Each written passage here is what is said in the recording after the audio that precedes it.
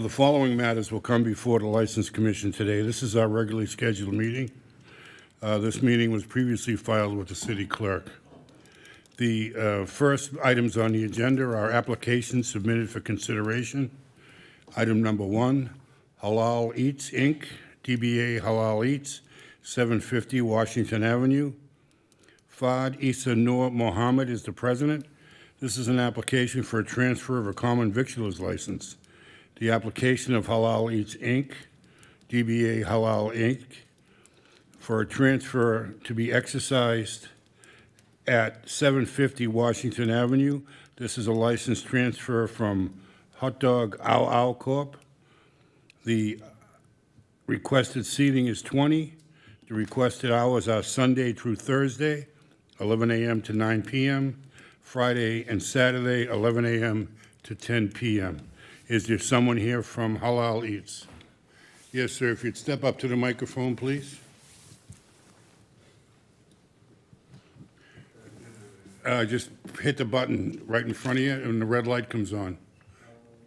Okay. Yep. There you go. Good Thank afternoon, you. everyone. How are you?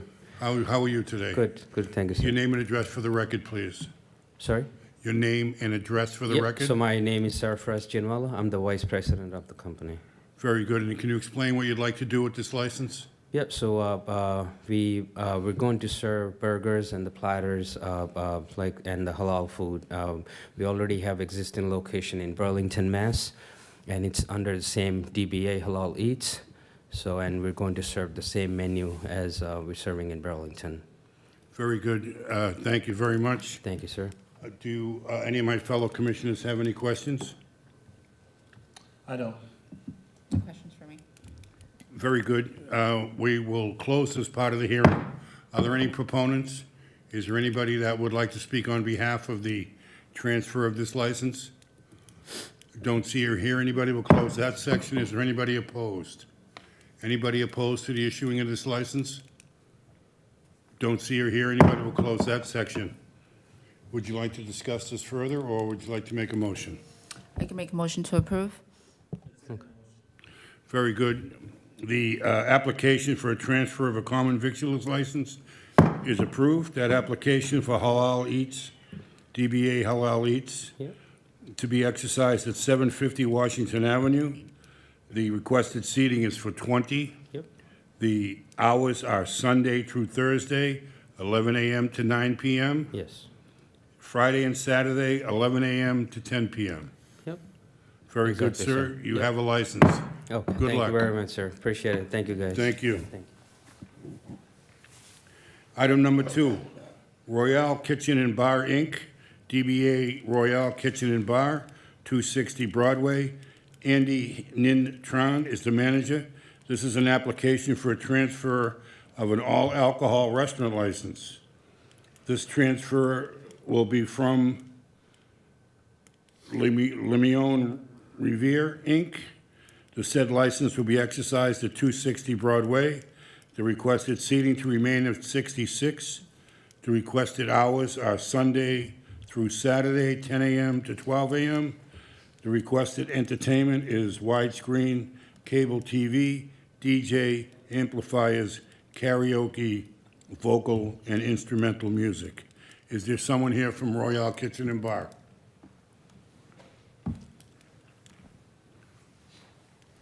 Hello, Mr. Chairman. Hi, how are you? Very good. Name and address for the record, please. My name is Juan Jaramillo. I'm the owner of Rincon Limeno, Very good. and the person who's transferring the license to Mr. Tran, who's here.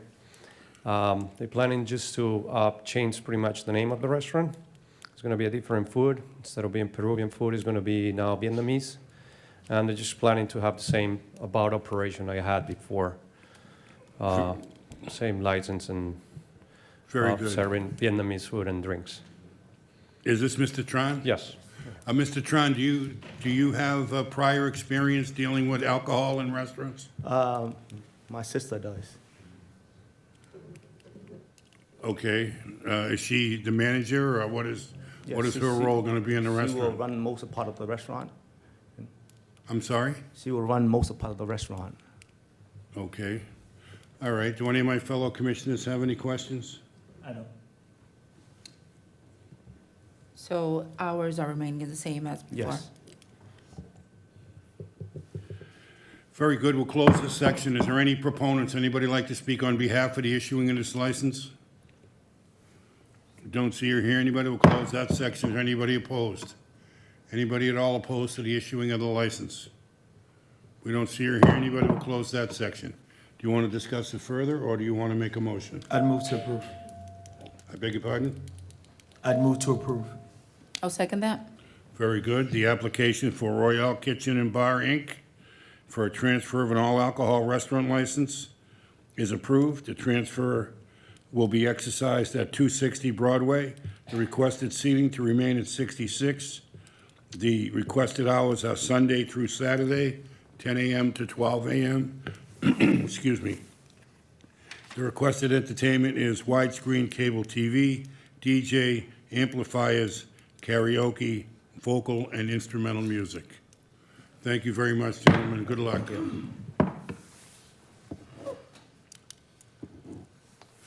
Item number 3, Summit Hotel, DBA Hampton Inn Revere, 230 Lee Burbank Highway. Kamal Karib is the manager. This is an application for a transfer of an all-alcohol in-holder license, pledge of license, establishment of a management agreement. The application of Summit Hotel TRS, DBA Hampton Inn.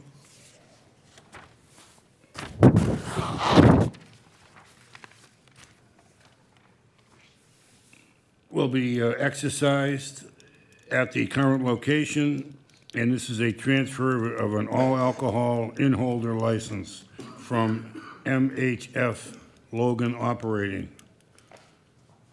And are you folks with the new Hampton Inn? Yes, Name and address for the record, please. sure. My name is Elizabeth Pisano, counsel for the applicant Summit Hotel TRS 192 LLC. Also with me is Kamal Karib. He is the proposed manager of record on the liquor license. This application has 3 parts. First, we're looking to transfer the license from MHF Logan operating the LLC to Summit Hotel TRS 192 LLC. We are also seeking approval of a management agreement between the licensee and MHF Logan Manager LLC. And then the third part is seeking a pledge on the license to Bank of America to finance the purchase of the hotel property.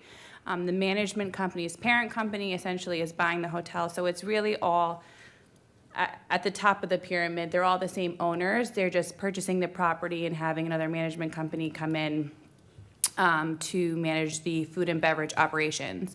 There really will be no changes at the hotel. Things will run as they typically have in the past. They're just purchasing the property, and the management company is a related company to the parent company, if that makes sense.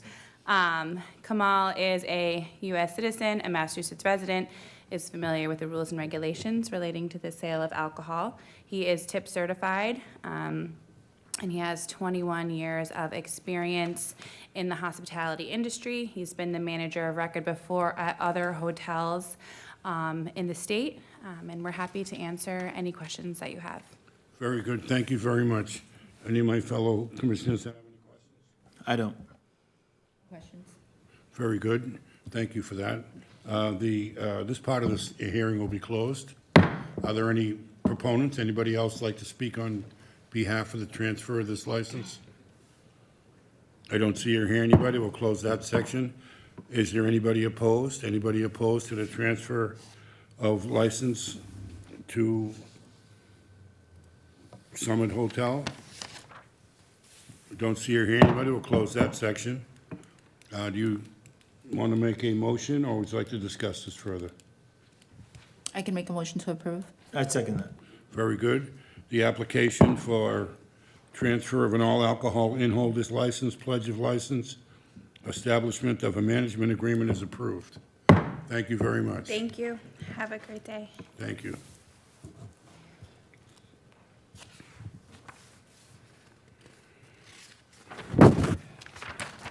That concludes the applications The next items on the agenda are hearings.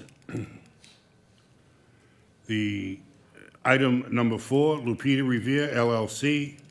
This is a hearing into disruptions of public safety and order, service to intoxicated patrons, violations of license closing rules, violation of on-premise license laws. This is a continuation from our November meeting. Is there someone from Lupita's here?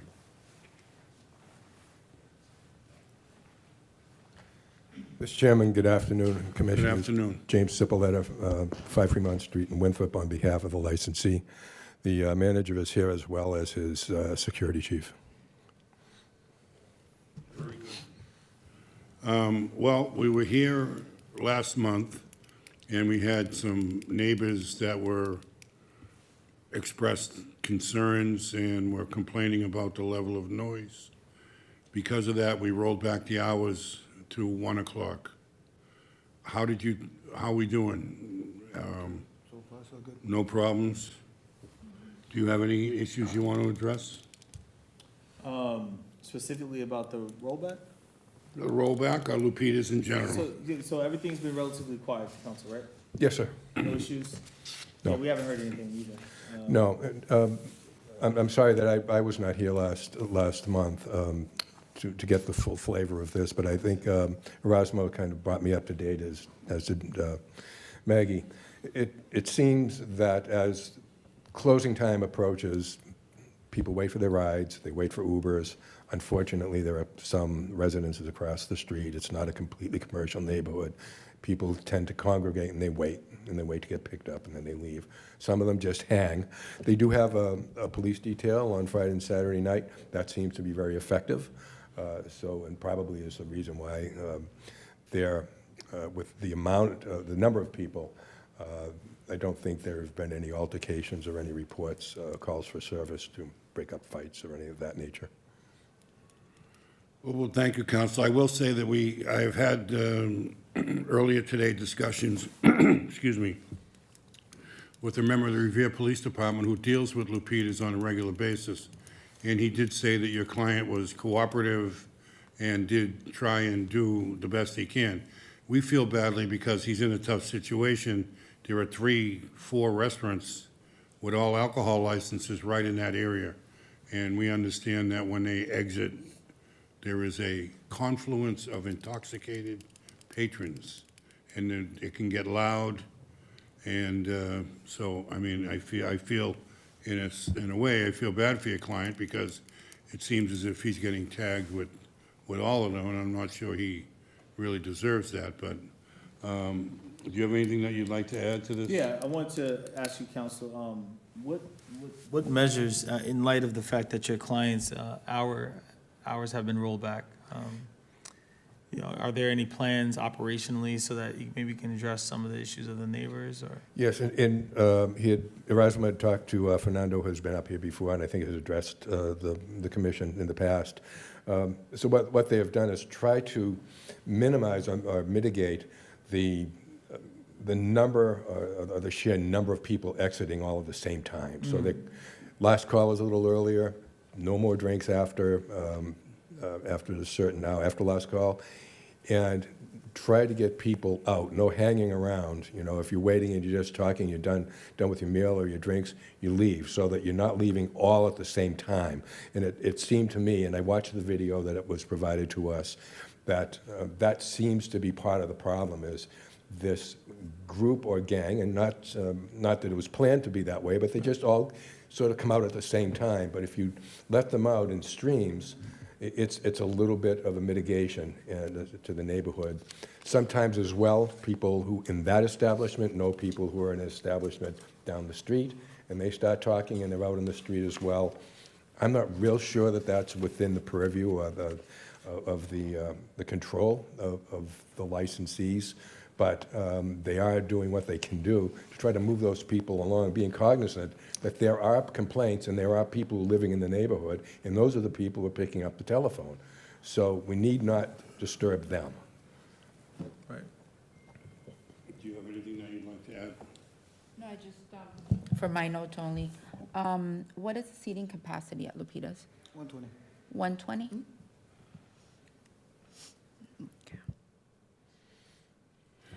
Okay, well, I mean, from our perspective, I think it's going well. And so I'm inclined, There might be some neighbors, pardon me? there might be the neighborhood is still here. If you want to open up to the public, there might be some people here. Oh, yes, thank you. Is there anybody that would like to speak on behalf of this, in this hearing? Yes, sir. Thank you.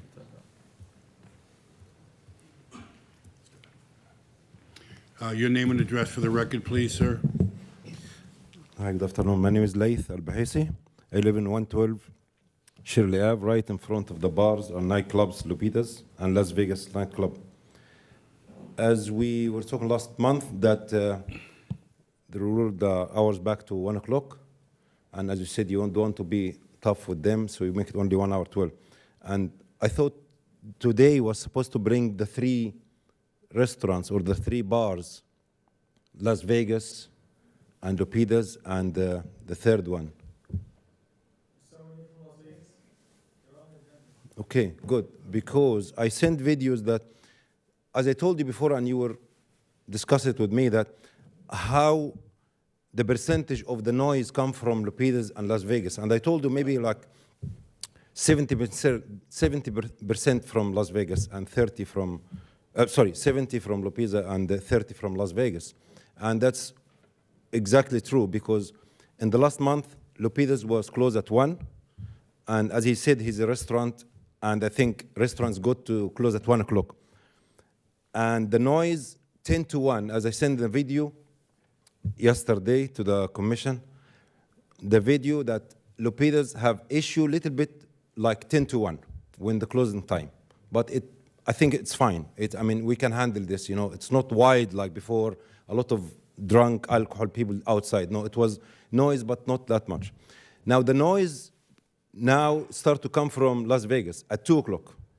So most of the guests who cannot get wild and drunk in Lupitas, they move to Las Vegas to continue the night or partying. So at 2 o'clock, the noise and the crazy, the chaos from Lupitas moved to Las Vegas. So I thought that to be fair and not to be tough on this Lupitas, I think the whole street should be 1 o'clock. That's fair. 1 o'clock, people have fun, drink, but not wild and not totally drunk, and still we have peace in our street. So you have to appreciate the concern that I'm going to raise now, because, you know, last time we were here, and I certainly credit your testimony before the commission the last time, when you were quite confident that most of the issues were coming from Lupitas. Yes, because I live there. I know, I see it understand. every night. I understand, and I'm not disputing that. Thank you. In any way. Thank you. And as I mentioned, I'm crediting, meaning like. Thank you, I appreciate it. I'm taking what you're saying as true, right?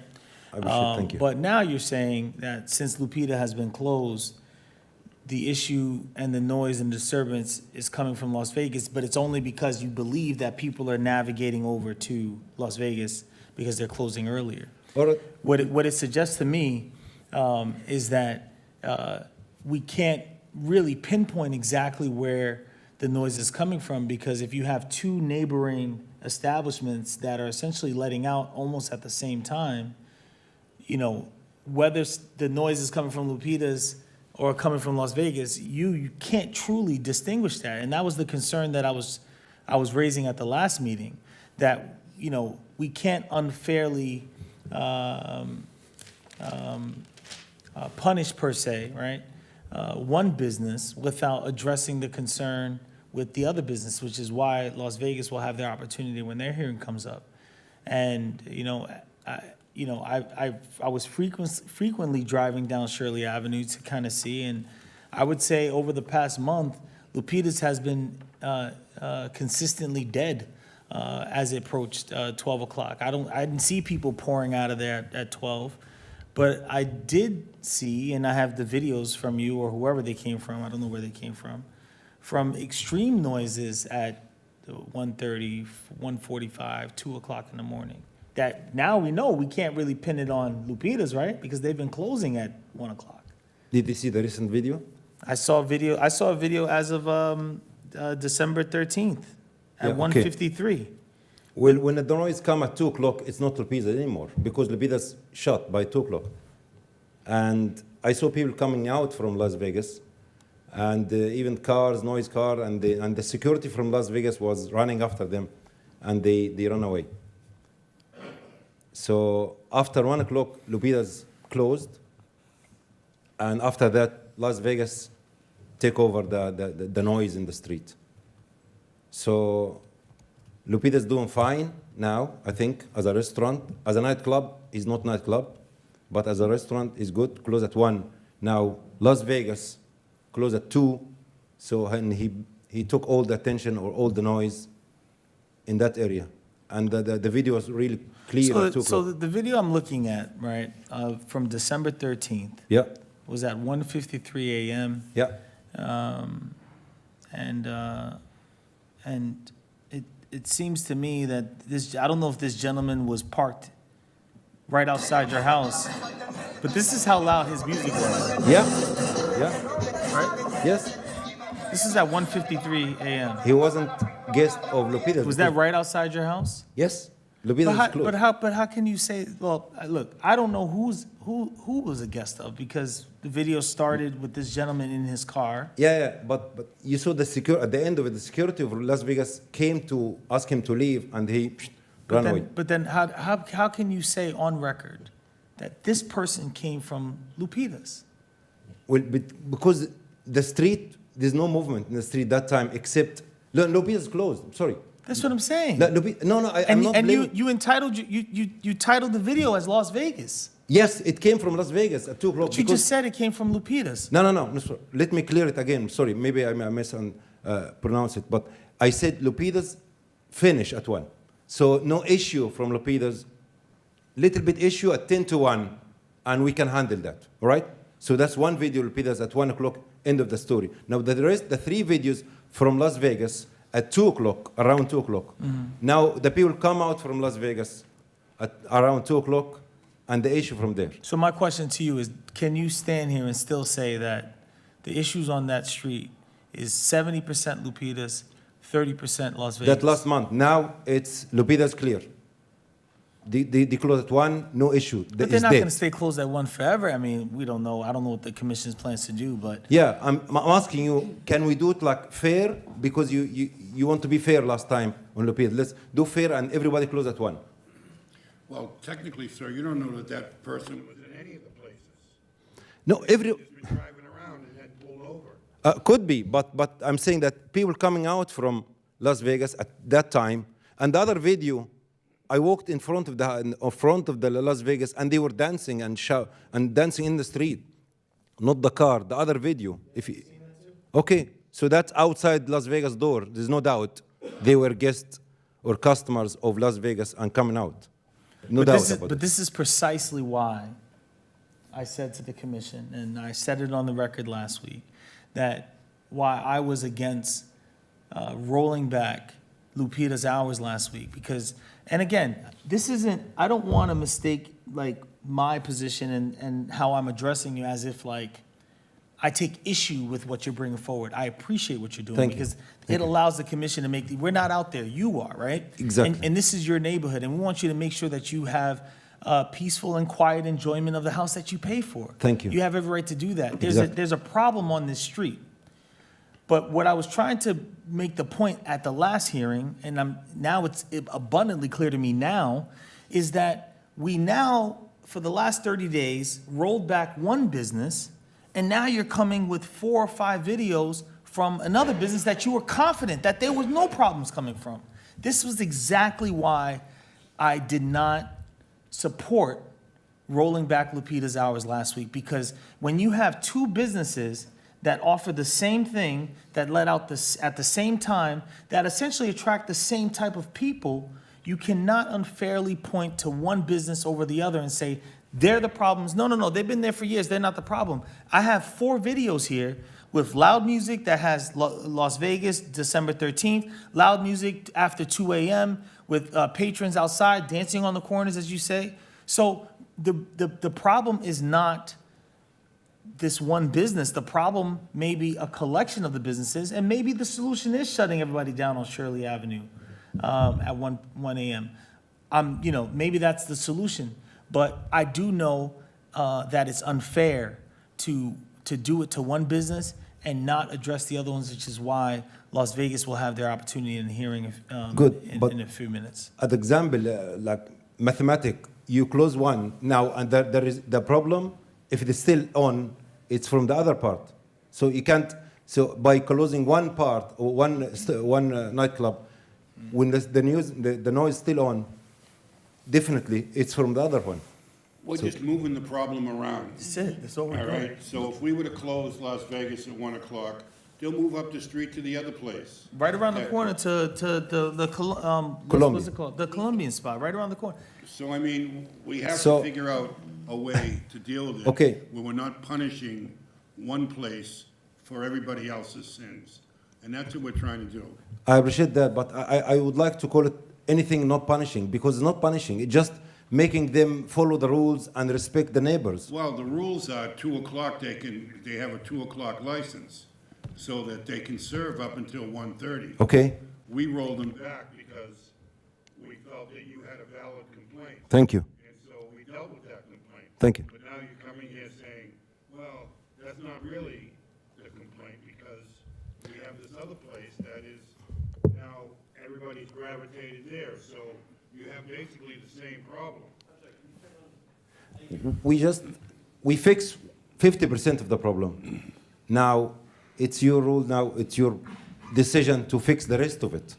Well, there are a couple different ways we can go about fixing it. Okay. We could have a collective. We do have a bunch of the bars here now where we kind of formulate a plan where all of the places kind of get together to broom people out and move them along. If everybody were to act in concert and we act together to clear out the people in front of their places, then maybe, you know, Fine. You're the boss, you do it. If it works, fine. If it's no issue, no shouting, no dancing, no fight. Yeah, I in the mean, but street. I can't do that unilaterally. We have to have the agreement of the commission and also some of the bar owners to kind of sign on to it. I honestly, I said before, it's not personal. I feel sorry for them. I wish that they do a good business, but also I want to go to sleep early, so I wake up early, go to work, you know. I don't want to lose my life so they can make more money. Right, So- and we don't want to lose sight of that because I Thank think you. that's at the forefront, that's at the front of everyone that's up here. We're really concerned about the neighborhood. Unfortunately, it's in a neighborhood that's changing, and in terms of the businesses that have come into Shirley Avenue and the type of interest that it draws, right? But I also caution the commission that we do not get into an area where we're sitting here in this particular subsect of Revere saying, look, these businesses will not have the same advantages as these other businesses that have across Revere where everyone is shutting down at 2 o'clock. But because you decided to open up your business on Shirley Ave, you're gonna have to shut down at 2. So at 1 o'clock. So we have to, be able to consistently apply a rule Good. across the board, not only to Shirley Avenue, but it has to apply to everybody. And if we decide to do, roll back everybody's hours, because I don't necessarily think it would be fair to these business owners, say, just because you decided to open up your business in this particular area, that you have to be unfairly disadvantaged, while other businesses across Revere get to, reap the fruits of being in their location and stay open till 2. Yeah, but some nightclub in Wonderland, there's no houses next to it. They can open at the 2 or 3. That's not true. Some by That's not true. T-Mobile The Plaza. nightclub in Wonderland has a bunch of buildings and apartments, including my own that I live in, and I'm constantly complaining about the noise that comes out of Oh. it. That's another story. Oh, okay. So that's not true.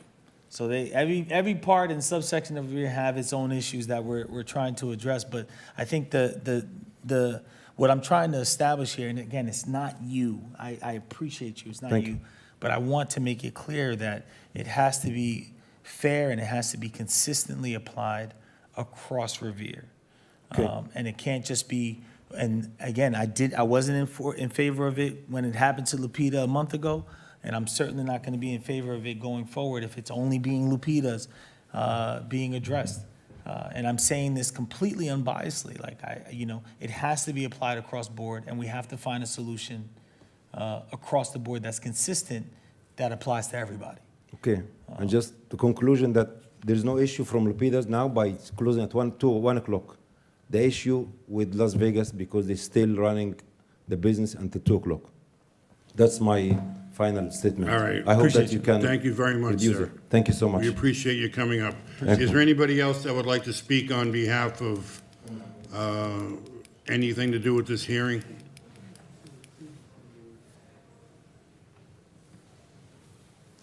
Your name and address for the record, please, ma'am. Yeah, my name is Hanan Filali Zatri. I live in 112 Shirley Ave, apartment 3 in Revere, right close to the... Yes, and what would you like to say? Yeah, actually, I live in the building since like more than 20 years. I know that their business, they're being like, the noise coming, it's really loud. No, since I live since 2010, we've been complaining, the music, the fighting. Many times the police came. There'd been like, I remember one time it's been like shooting there in right across where I live. So my husband, he talked to the owner, just to clarify that we have kids, we have old people who live with. Sometimes, especially in the summer times, you have the people really drunk. They came close to where they live. They threw up. They pee there. So you can hear, a lot of bad words. We cannot open the windows. Sometimes they fight with, whatever. You see the fighting, we call the police many times. The time when Lupita opened, the same thing, the fighting, the music is so loud. So now we can say we're okay now, we can sleep okay, but still, the music's still so loud with their business. That's all I can say. Just we need, So now Lupita's wasn't around 10 years ago, so this thing has been going on long before Lupita or any of the other places, really. yeah, yes. Okay. All right, well, thank you very much for that. I You're welcome, sir. appreciate Thank your you. input. Thank you very much. Does anybody else like to have anything to say regarding this hearing? Your name and address for the record, please, sir. Hi, it's Nizar Zadri, 112 Shelley Avenue, Revere, Massachusetts. Yes, sir. Good afternoon. So yeah, there's just been like, a lot of noise. I did notice that Lupita's have been closing at 1. But again, that they're doing a great job on that. I don't have any complaints on it. I personally, like in my room, I'm on the window side, so I get to see, see action or see whatever goes down. And if I'm correct, I think the video that he was talking about, the loud music, I do remember that happening. I do remember looking out the window during that time. I want to confirm if it's the right car. It was like a yellow or something like Audi. It was a yellow car. Yeah. It was like a dark color. Yeah, and it has a little thing on top. Yes, okay. So yeah, I do remember that incident. And actually, that guy, he is a person, he comes there like every weekend. I do see him. A couple things, like, sometimes I personally like to watch out my window just to see, right, exactly. And, the police have talked to him before. I think a couple weeks back, he was at that location or whichever, I can't tell you to be exact, but he has came out, he started arguing with a guy. Luckily, there was police around, and they did stop the argument or what was ever happening. But the guy was clearly very, very intoxicated, and he tried to get in his car. Luckily, again, police were there, so they told him that he cannot go into the car. So he walked off. I'd say maybe 20 minutes later, police left. He came back, and he took the car, drove. And I think that's very dangerous for at least our city, our state, you know? Like, we have, again, veterans right next door. We have children. You know, you never know who could be outside or who was around that time. And for, again, a very intoxicated person to be going around the street, it's not, or driving, it's not safe. And yeah, that's my comment. I think liquors, I personally am a bartender, and I can tell when somebody is over or is enough. You know, you got to cut off some people at moments and personally say, okay, this guy is done, no more.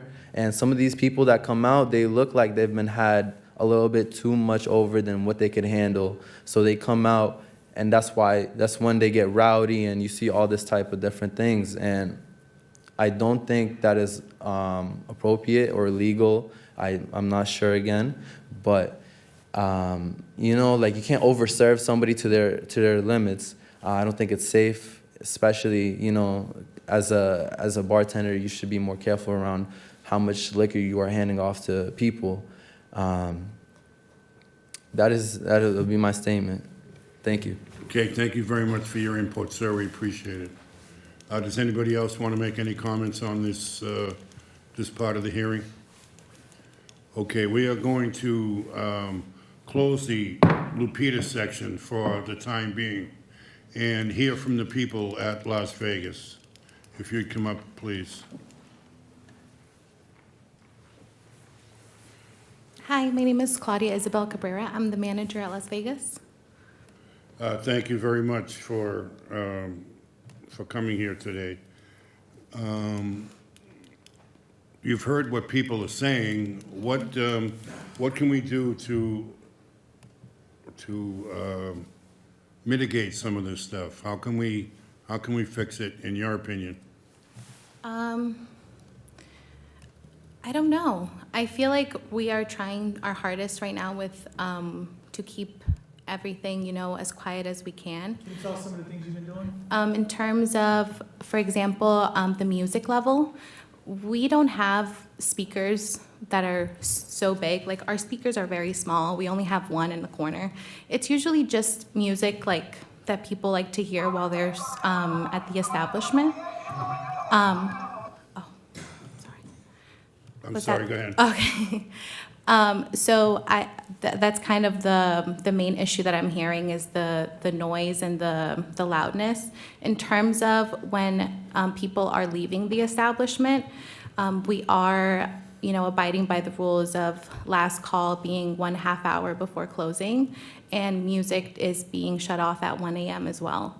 In terms of, you know, people waiting for Ubers, our clientele is like much older people, people that live around the area, so they're not really driving or also waiting for Ubers. They're kind of walking home. In terms of that, we really don't have a way of, you know, telling people to walk home because, you know, that's kind of what they're gonna do on their own anyways.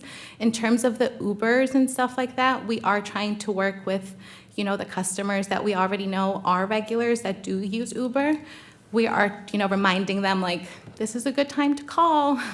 So kind of like even having our waitresses remind the customers, that's kind of what we've been doing. And what time do you shut off the music? 1 a.m., And what time do you give last call? 1:30, it's 1/2 hour before closing. And what time do you settle up credit card? Usually, we're trying right now to, we bought more terminals for credit card uses, so we're trying to make sure that we're having people, you know, when the music stops, just start distributing bills. That way we can get, you know, not everyone at once trying to pay, but, you know, people who are finishing up starting to pay first. And how do you feel about working with, say, Lupita's as far as keeping people moving on the sidewalk and having people move along? Is that something that you can foresee working, or? My only concern would be just the size difference in both establishments. I feel like, just a reminder, we're only 40 capacity, so it's very small compared to a 120 capacity restaurant. So we're just trying to make sure that we keep in mind that our profit margins might not be the same depending on like the size of the establishment. So we don't want to, already it's a tough economy. We don't want to be bleeding more money than. How would it affect you if you were had to shut down at 1 o'clock? How would it affect us? Oh, I imagine, people are going to want to go to another establishment that they already know are going to be closing at 2. So it's kind of be pulling business away from our establishment. Is that what you were asking? Yes, so I mean, there's a trade-off here. Yeah, If we can't deal with the noise section, okay. then we're gonna be forced to take other action, which could result in a lessening of your hours. Okay. So you'd be impacted that way. So it may be beneficial for you to think about an extra security person, or at least directing your security person to the sidewalk to move people along. Okay, that's a I good mean- idea. And I believe, Sorry, just if I may, my name is Dante Bonapani. This is my wife Claudia. I live at 170 Charger Street as well. Just picking off of what the gentleman said earlier, he actually, and we have no affiliation, I don't even know the gentleman's name, but he actually physically seen our security actually pushing people along the sidewalk and telling them to move. So we are actually making an effort currently to get that kind of situated. Well, I did notice on the video that you sent the security out to move that guy in the car along. In the car too as well. So I yeah. mean, It's Like, it's kudos to you actively, for at we are least actively trying to trying. being proactive. proactive about that kind of stuff. Yes, definitely. Because I think, you have to understand that the neighbors and the neighborhood, they have a right to sleep. absolutely, yeah. And so whatever you can do to facilitate that, to help that to happen, is only gonna serve your interests. Because if the people aren't here complaining, then you are able to do what it is that you need to do. Absolutely, and we are sympathetic.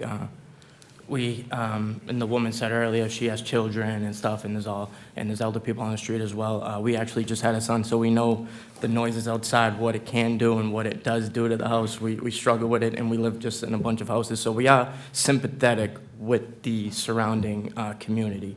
We don't want that to go. Did you folks have a problem with a 2 AM closing? Did the police come in and see people in there drinking after 2 o'clock? So there was one incident, I was not working that night, my father was, and he's unfortunately not here right now. So I don't have a lot of details on what happened that night, but I did spoke to him earlier today to kind of get the story, and he did mention that he did show the sergeant at the time, and it said 2:02. It was a credit card terminal issue, that's why we added 3 other ones. So we learned from our mistake that day. Lieutenant, do you have anything that you'd like to add to this? It's 40 people it holds? Yeah, seated, Okay. yeah. It just seems to me that if Lupitas is closing at 1, and I understand some of their clientele may be headed over to your destination, but it can only hold so many anyways. That's- So I yeah. can't imagine it's going to be that much, I should say, that big of an issue. If Lupitas closes, that crowd is typically gone. There may be a few stragglers that go to your place, but the crowd itself is typically gone at 1. I can't imagine closing Vegas at 1 would actually help, because you'd have just a bigger crowd. At 1, yeah. One. Is Officer Fantasia here? He is, he's in the back. Yes, officer, can you explain the sorry. situation at Las Vegas from your perspective? Yeah, do you want me to go over both the establishments at the Yes, same please. time? So understandably, we understand that it's a crowded neighborhood, houses, dwellings, all that stuff. The major issue is that they all come out at the same time, and most of the businesses are cooperative. The issue we see with Las Vegas is a lot of times they shut the blinds to the business, so we drive by and we need to see, and I've spoke to, I believe, is that your dad, the owner, one of the owners, about addressing this issue. If my guys are driving by, patrol-wise, we can't check every building with all these people out. we drive by, the blinds are closed, so that's kind of been an issue that we've talked about. And then the nights in question about, they've had people in there past 2 o'clock. It's documented with at least one report from this year in the past. The other issue is every time we go in there and we ask, like, why are there so many people in here? We get the same answer every time. Everybody works here. So it's like, I don't really know who works there and who doesn't work there. So I don't get a definitive answer of like, we understand that if there are employees in there, they're gonna be in there after 2 o'clock. That's understandable, and by the bylaws, it's fine, but I'm not getting a definitive answer. So that's the 2 issues there. Like, who actually works here? Leave the blinds open so we can drive by and see. Were you the officer I was talking to outside of Lumia Yeah. Lounge? Oh, Yep. okay, yeah, I was Yep. wondering, okay. So we, like I said, so my shift works from 9 PM to 7 AM. Right, And the and you guys that, typically- yep, we typically go around to all the establishments, mostly in that area. The ones on the west side we do as well, but it's a different group of guys. And I recall vividly from our conversations when we were standing outside of Lumia's and they, when you were dealing with whatever you was dealing with there, you told me that you typically make the rounds. In your opinion, officer, you're on the ground, you see it, you get called to these locations all the time. And just specifically speaking about Shirley Avenue, the bars and the lounges that they have there, what do you think would be a good solution here? Because if you close that one, you might have the same issue that you're having at 2. We've talked about it on our side and how to enforce things too, right?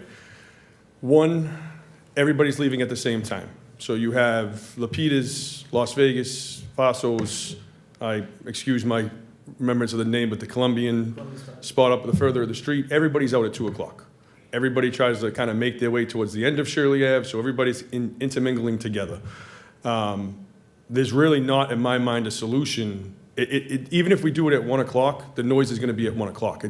If we do it at 10 o'clock, the noise is going to be at 10 o'clock. And like I said earlier when we spoke, like Lapidas, they've been working with us. They helped with the front door issue with the music. He turns it down. He has a detail they're trying. These guys work with us as well, but there's some miscommunication again about who's working there. Don't shut the blinds. I've talked to the security guard about that. Overall, I don't have a good answer for the commission on how to handle that problem because it's just, you have a residential neighborhood now with active businesses that are staying open with liquor licenses until 2 AM. So a solution, I really don't have a solution. The other issue is that public transportation at that time is closed, so everybody does take Ubers, which we love to see. We don't want people driving. So now we're not gonna yell at people to get off the sidewalk and, hey, keep moving if they're like, hey, I'm waiting for my Uber. So I do know that our detail officers that work Lapidas will go up to people and be like, hey, do you have an Uber coming? Show us. So if they're waiting for an Uber, we're not gonna keep pushing them further down into other people's homes and other neighborhoods, because there's no real, this might not be an issue down the beach where we can push them out on the beach. There's not really houses around in certain neighborhoods, but most, like you said earlier, most of the business we have are gonna be around some type of residential, whether it's the apartments behind Oceanside or the apartments right next to Lumina. Like, it's gonna happen no matter where we go, so I really don't have a clear answer for that. Do you think, let me ask you a question. When your detail officers are there, and you obviously can chime in on this, what's their role? What's their purpose of being there from your perspective on the ground? Yeah, so one, it's the enforcement, right? Making sure crowd control, making sure that they're not at capacity or over capacity. Making sure, one, we do that. Two, we're making sure that they're doing the proper things like checking IDs. Certain businesses either check at the door or they're checking at the bar. We're there for that. We're also there to assist security. So security's job is really to deal with issues that come up, but when it gets to the point where it's a physical altercation or something that they can't handle, the police will step in. We don't want to see security personnel going hands-on with people or having to deal with people physically, so we're there for that as well. We're also there to make sure that everybody's out at 2 o'clock. So for example, if the detail officer is at Lupitas, they might be inside with the management, helping them get everybody out, and then they're going out to the sidewalk. So it could be about 15 minutes before they get out to the sidewalk to help with that problem. So we go from one problem to the other, but overall, unless Lieutenant Malley has anything else, but mostly enforce code, capacities, and to make sure that there's no physical altercations. Yes, I mean, typically, like you said, we assist security. When they're out on the sidewalk, we want to make sure no one's intoxicated, getting inside vehicles, that type of thing. Because security can't really do much about what happens out in the public streets or sidewalks. That's really our domain. As far as IDs and stuff like that, we don't typically check them, but we assist them if they have a question, if there's one that looks like it's fraudulent or something like that. We do what we can inside, but inside typically is more, It's more relegated to security itself, because it is private property, and it's their, you know, we're not gonna check their bathrooms, we're not gonna do that type of stuff. If there's a fight, we deal with the fight, obviously. Right, but from what I'm gathering, it sounds like the detail officer typically handles, you know, anything that's going on the outside. And I feel like I remember vividly from our conversation, you said usually you have, most of all your cars are down on Yeah, so Shirley that's Ave. one of the major issues for us, Right. right? So if, and this isn't just on these two businesses, I'm Right. talking openly about the 2 o'clock licenses in general. If we have every establishment open, like Oceanside and all that other stuff, and we have, say, 7 to 8 sector cars, and there's an issue at 2 of them, without detail officers at the other one, it kind of ties up, like that night, we had an issue, it tied up majority of the police officers working in the city at that time. Right. So as the sergeant, I have to make sure I have guys that can field calls and answer calls for service, as well as dealing with, I forget the number now, there's well over 6 or 7 2 o'clock licenses that we're dealing with, making sure that people aren't out on the street intoxicated, getting into vehicles, and crowd control in general. And when the detail officers requested, this is my last question, when the detail officers requested, is there a minimum amount of hours that they have to be there, or is it a certain amount of times, like? Typically, it's 4 hours Has to be minimum. 4 hours, That's, the right? building is typically 4 hours minimum, so they'll do 11 to 3, because our shifts typically break up at that point, so. And we want to stick around until afterwards, at least for a half hour or so anyways, just to make sure everything is good. All right. Thank you very much, Sergeant. Anything else on the other businesses, or just this for now? Just for right now, we may have you back again if you're gonna be around. Do you need to go off? No, I can stay for a little bit while longer, no problem. Okay. I definitely want you to be here for, Lumia, even if we have to call them out of order. Okay, thank you. Las Vegas, if you'd step to the podium, please. How many people do you, how many employees do you have on a given night? It usually depends, Thursday, Friday, Saturday, Sunday. Monday through Wednesday, it's only the waitress, the bartender, the cook, the helper, and then it would be one of the managers. So we're talking about 5 people. Yeah, and then on the weekends, it might double depending on like if we are seeing that, you know, maybe a waitress has to leave early, then we kind of like stagger them, so we always have people ready to help. The place holds 40 people? Yeah, so like. And you'd have 10 employees? No, I'm saying like the number of waitresses. The cook and the helper upstairs wouldn't double. So it would be like 2 more on top of that. Okay, so 7. Yeah. So if the police go but in there... also, are you gonna include like security and stuff? Because then that would be like 2 Well, more. I'm asking for employees, so if the police go in there and they see 15 people in there, they know that they're not all employees. Maybe I can have like the waitresses wear like a name tag or something. That way, like police can identify who is like a waitress easier. Uniform, I don't know if I can enforce because, you know, they Well, I like. mean, here's one thing you're gonna have to enforce, is to get people out of there by 2 o'clock. Oh, absolutely, yes. We are trying to proactively do that. I'm trying to figure out a solution to the officer said that he doesn't know sometimes how many employees are in there. That's kind of what I'm touching on. Yeah, and he also indicated that he needs the blinds open. blinds open. That's an easy fix, yeah. We can just let them know to keep the blinds open. You don't have a requirement to have a detail officer, correct? Excuse me? You don't, we haven't ever asked you to have a detail officer present at your establishment? No. Okay.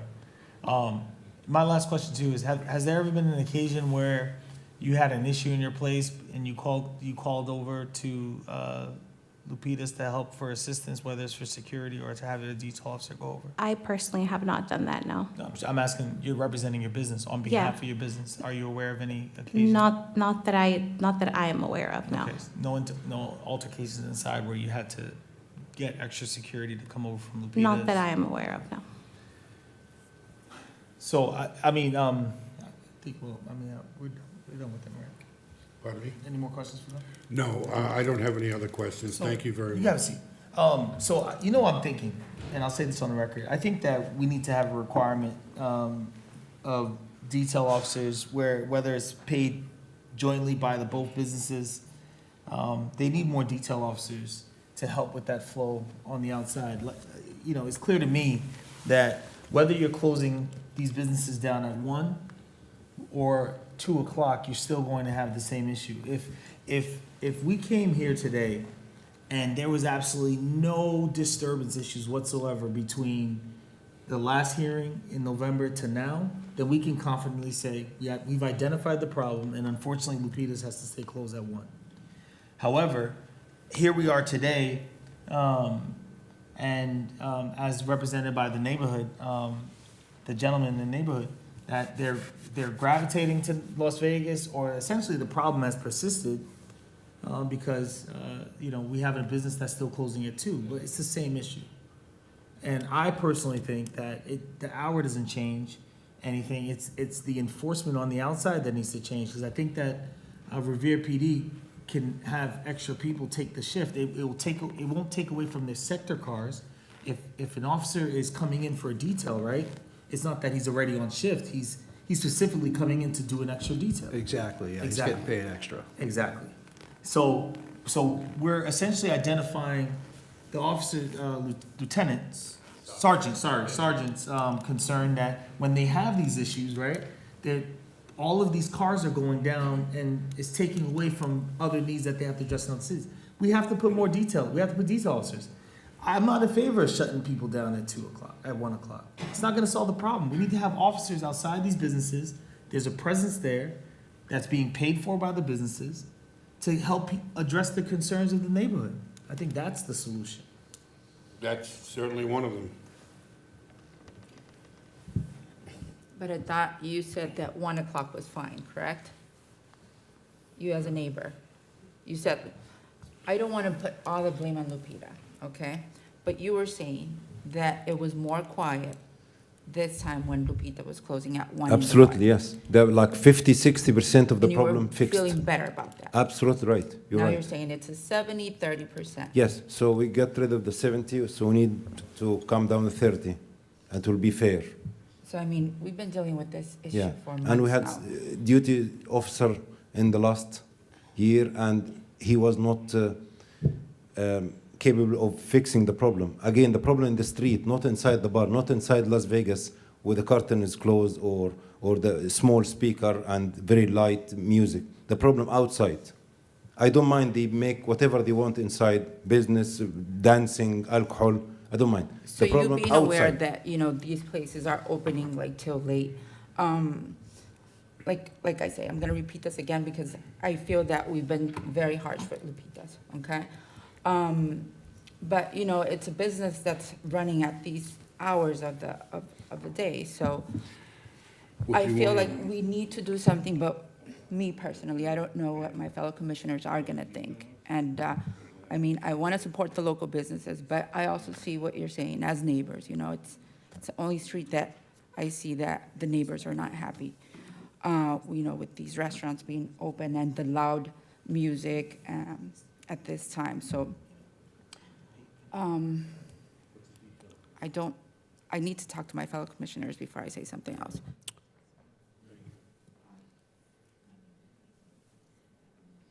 Put it on the record. Put it on record, yeah. You gotta say it on the record. Say it. So your opinion is? So my opinion, okay, would be to, unfortunately, we rarely ever hear from Vausos, we rarely ever hear from Las Delicias. If we only close Las Vegas and Lupitas at 1 in the morning, we're gonna be running with the same issue where, like, you know, these people that came to Las Vegas are gonna go to Vausos or gonna go to Las Delicias. Vausos not nice. So to me, okay, this is my opinion. I would like to give it a try and see how it would go closing all these 4 restaurants at 1 in the morning. Good. We can meet again in a month, and then we'll see what will happen. I think it I will be mean, like and in the 90%. meantime, also giving the restaurants a chance for Yeah. these 4 restaurants to talk it over and, you know, see what type of solution they all 4 get. Good. They all, What for are we talking we're about? talking about Valsos, we're talking about Las Vegas, Las Delicias, and Lupitas. Vausos isn't open at 2. But, so I think, so just like we brought in Las Vegas, you know, if we're gonna make a decision that's gonna drastically affect their business by shutting down early and rolling back hours, they have to be brought in. They have to have, there's a level of due process that we have to afford them. We can't just, like, sua sponte, as they say in Latin, you know, and make a decision without, you know, going through the proper channels. We'll be creating our own issues there. So, but, But you this know, is my, we gotta bring them in. yeah. So we gotta bring them in, or in the meantime, you know, these 4 restaurants could talk about it, because it's not gonna happen next month. Because obviously, you know, we're gonna keep on having the same situation. We've been having it for months. Exactly. So, maybe, you know, these 4 restaurants could talk it over, have a plan, and then next time, on the next hearing, we could have this resolved. Well, I mean, there's another school of thought that we allow them to keep the licenses as they are with a 2 AM close and have them hire a detail collectively on the street to monitor and keep the noise down and move people along. Lieutenant, what is your feeling on something like that? Last time we discussed a couple of different things. The detail was one of them. We also talked about having announcements made and having some of the crowd move to a back parking lot. I don't know if any of that's been done, like a combination of things to maybe break it up a little bit. It does seem, from what I understand, that at 1 o'clock, the crowd part of it may go over to Las Vegas, but it's not a big part of it because it's a small place. The detail would do it, but it would probably be a significant cost to Las Vegas. It's a small business, you know what I mean? So we don't want to hurt them that way. Well, they don't have one now. So, just piggyback off of the chairman's, school of thought here. I would propose, you know, putting everyone back at 2 o'clock. I don't think, we haven't heard any issues consistently coming out of Las Vegas to roll them back. I don't think that's fair either. But I also don't think that it's fair to continue to roll back Lupitas. So we have to have a balance here. Put them back at 2, but require Lupitas to have 2 detail officers as opposed to the 1 that they have now, and require Las Vegas to have 1 detail officer and see how that works. Because we have at least 3 down there, maybe even 4. I strongly doubt that someone's gonna come down Shirley Avenue, park in front of this gentleman's house, and blast the music when they have officers standing outside these businesses. I just can't see it. You know, and it might come at a cost to Las Vegas, you know, and I understand that, you know, Lupitas may have to suffer the brunt of the cost because they're a bigger establishment. But how can we justify punishing Las Vegas? This is the first time, I've been on this commission since the pandemic.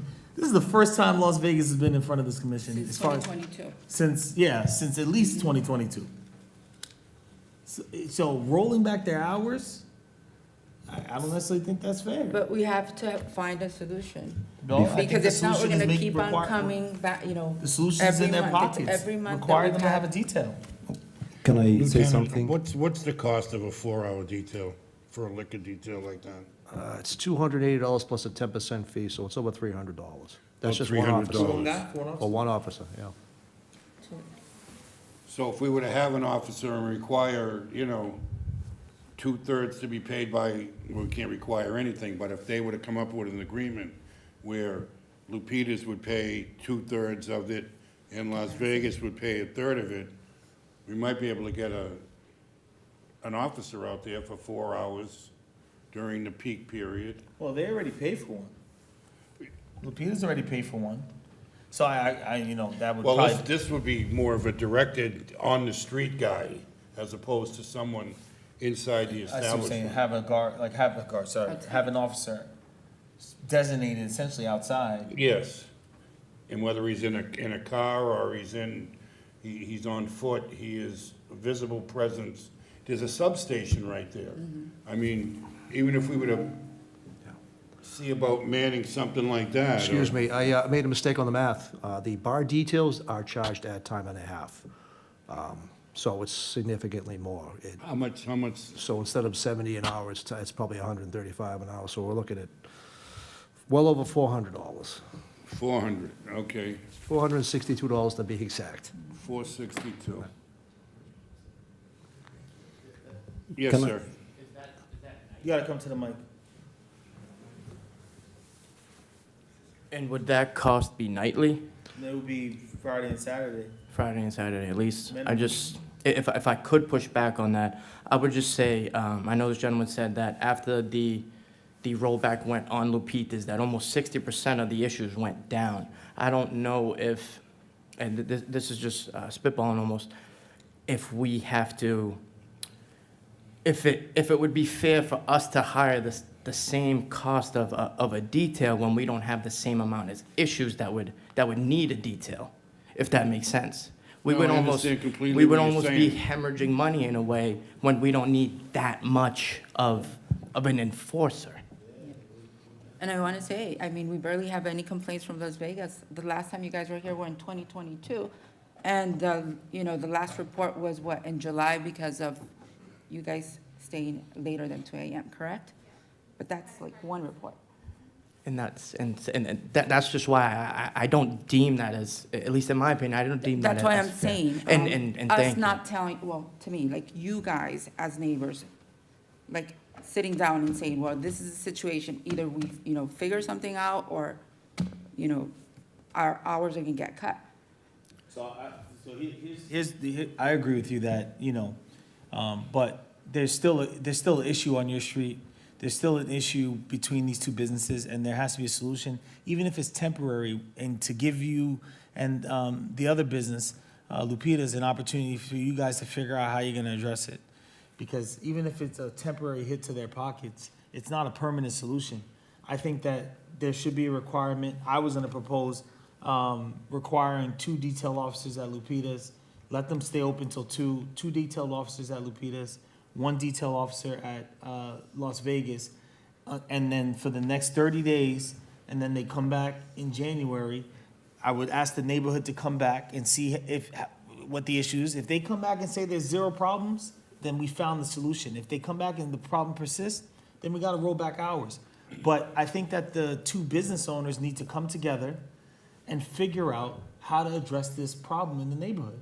The businesses aren't leaving, and the neighbors sure ain't leaving. No, I would tend to agree with you. Sergeant, do you have something that you wanted to add here? Yeah, I just wanted to add one thing. You had mentioned it before, right? I personally worked the detail at Lapidus. I'm personally down there pretty much 4 days a week at closing time, whether it's on duty or on a detail down there. There has been numerous times, and it's not documented because it's not a report type issue for us.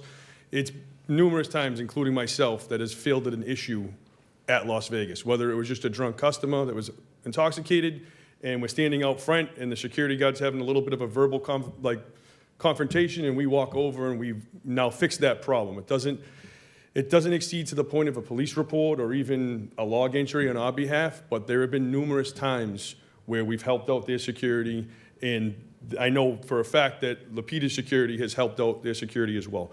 So I think that you guys are kind of on the right page. I think that having someone designated down there could definitely help.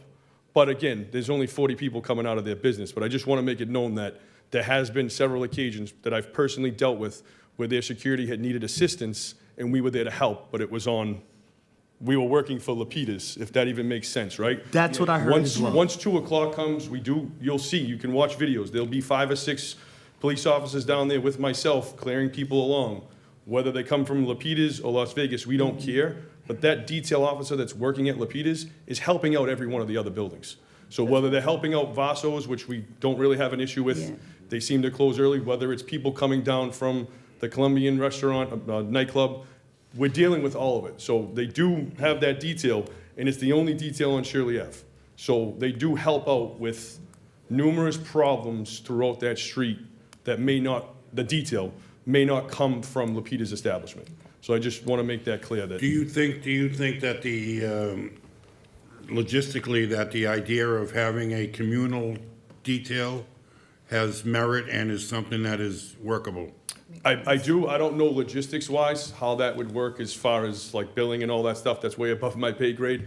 But if they come up with the solution, having a detail officer and having like a marked cruiser out front for those closing hours could potentially help, right? that person's gonna be there specifically. Remember, the officer that's in Lapidus is also helping his guys. We work very well with their security, getting people out, right? So they're inside the business, helping them get out, making sure no one's drinking after 1:30. They can't be in two places at once. So I think that might help out both businesses by having a designated officer on the street that's a paid detail. Okay, thank you very much, sir. Absolutely. I actually want to take back Valsos and Delicias. Now that I think about it, we rarely ever hear from them, no reports or anything. Counselor, Can I say something before I? yes. Thank you. I just want to, you suggest that we can try for a month, everybody 1 o'clock, and see how noise, without paying detail officer and save their time, their money. We can try it for 1 month, for 1 o'clock, everybody, and see how it goes, like you suggested in the beginning. But now you want to do, you try again 2 o'clock and hire another detail officer, which we had like last 2, 3. I mean, it just feel like everything we're talking here is, you know, in an effort to like make you guys happy as neighbors, help the businesses out too. So we have to give it a try too. Okay, fine. Let's give it a try and see. Thank Okay, you. Thank you, sir. Counselor, if you would, please. One moment. You've heard the discussion. You see where we're going here. Can I get your client's opinion on this type of an arrangement and how this would look for him? So thank you, Mr. Chairman, for the opportunity. So I've listened to some of the grievances that have been addressed to the commission, and I think I keyed in on one phrase, and the gentleman said, "The problem's not inside, the problem's outside." Well, we get that, and I suppose, you know, as the sergeant had indicated, if you're inside and you're trying to get people out and you're trying to make sure that they're in an orderly manner, they're not taking the booze out of the establishment, they're not trying to linger beyond the 2 o'clock, and that detail officer is inside, that is the person, along with the security. We do have security, civilian security. So we essentially have 2 people who are working on that Friday and Saturday night, doing not necessarily all law enforcement, but crowd control and keeping things orderly. To necessitate or order a second detail at $400 and something more to be borne by Lupitas might be a little bit onerous, and it could be punitive. And I understand that what has to happen is that some order needs to be maintained outside. Has Lupitas, given the evidence that I've heard today, committed or allowed to be committed a violation of the rules and regulations of the ABCC or the License Commission or their license? No, they haven't. They are willing to cooperate, and as the sergeant had indicated, they've always been cooperative, and they've had cooperative sort of mutual aid, mutual assistance to have our security go next door, and no matter where they came from, whether they're on the sidewalk or they're causing a problem next door, they're going to be there to assist law enforcement. We're willing to sit down and talk to, and I noticed that there was a third establishment on there that was named, and it seems to be in the neighborhood. I'm not really familiar with them. We're willing to sit down with the management of Las Vegas and their security and try to work something out. I mean, we all have sufficient contacts in law enforcement, and I think, Mr. Chairman, you know, in my former life, I worked all those details on Revere Beach in the 70s. I know what it was like, and it's not easy. But we had the MDC and the state police, too, to back us up for a time. I'm not for using up the resources of the on-duty shift officers to take care of the problems of a private commercial establishment. But at some point, when those people are no longer patrons of the establishment, now they're civilians out on the public way, whether they're moving along fast enough down to Shirley Avenue, and as the gentleman indicated, I wouldn't be happy listening to that music blasting out of that car. I don't care if he was in front of my house, he was down the street. I could hear it all the way down here, playing out of the commissioner's laptop. That's not something that's caused by either one of these establishments. This is a crowd. It's a moving crowd. It's a moving party. We had that in the 70s. You've had it in the 80s. You've had it in the 90s. It never stops, and it's never going to stop. If there are places that serve food and beverages, and they play music, and they're inviting in their atmosphere, people are going to go there. So if they don't go here, they're going to go to somebody else's neighborhood. So when you put your thumb on that bubble, it's going to come up somewhere else.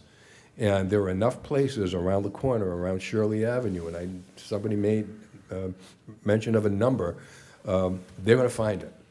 And they all seem to have the same genre, the same food, the same kind of music. They're going to be there, and it's not the establishment's fault. If there can be something worked out, and we'd worked out, I remember in the beginning with when Wonderland transitioned from an older crowd ballroom dancing place to a more lively, energetic, and maybe younger crowd, we had to come up with a solution. And it was with the cooperation of the ownership and the management and the places around it who were also involved and did have liquor licenses. And we had consultants, and we cooperated with law enforcement. It's not a difficult problem to solve, but it's a problem that is going to take some effort. And again, we're not for paying for two details. That's just not financially feasible. But we do realize that we don't want to expend the law enforcement time and power and effort to concentrate on one part of the city while the other part of the city goes unprotected. So, we're willing to do that. And so I think there's enough brain power and experience among those involved to come up with a solution. And if not, and we're trying to take that onus off of you, because I know where you're sitting, and it's not an easy decision. If we can take some of that away from you, so we can take some of those factors out of the problem, we're willing to do it and give you a status report on it and let you know what we're doing. So I think being a little more participative on behalf of the licensees, and we do have that obligation as being licensees, we're happy to do it. Thank you, Councilor. Well, you have any ideas? Excuse me, I want to add something. Yes, sir. Hello, how you doing? My name is Your Fernando. name and address for the record, please? Lupitas. I'm security, head of security. Your name? Fernando Tavares. Thank you. Yeah, so as head of security, we've been taking measurements to make sure. So before, since we were kind of wanting to get everyone out of there all at once, we noticed that was causing a little bit of conjunction outside. So now what we've been doing is we've been letting people out in increments. As they're leaving, we're letting them know that they can't hang out outside. Whether your Uber's on the way, I asked them, is it almost here? So as it's pulling up, I let them out. So they're kind of getting right in their Ubers already. Also, we have 3 securities, me, myself, and 2 others, plus the detail. They do an excellent job in helping us.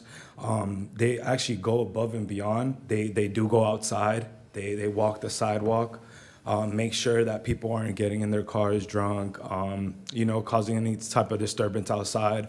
A few times I've seen people revving their cars. They done, made the extra requirements like, hey, let's get out of here, so on and so forth. I just wanted to say that we're doing the best that we can to make sure that we're not here again, because we're all affected by this, especially the ones that, need to work.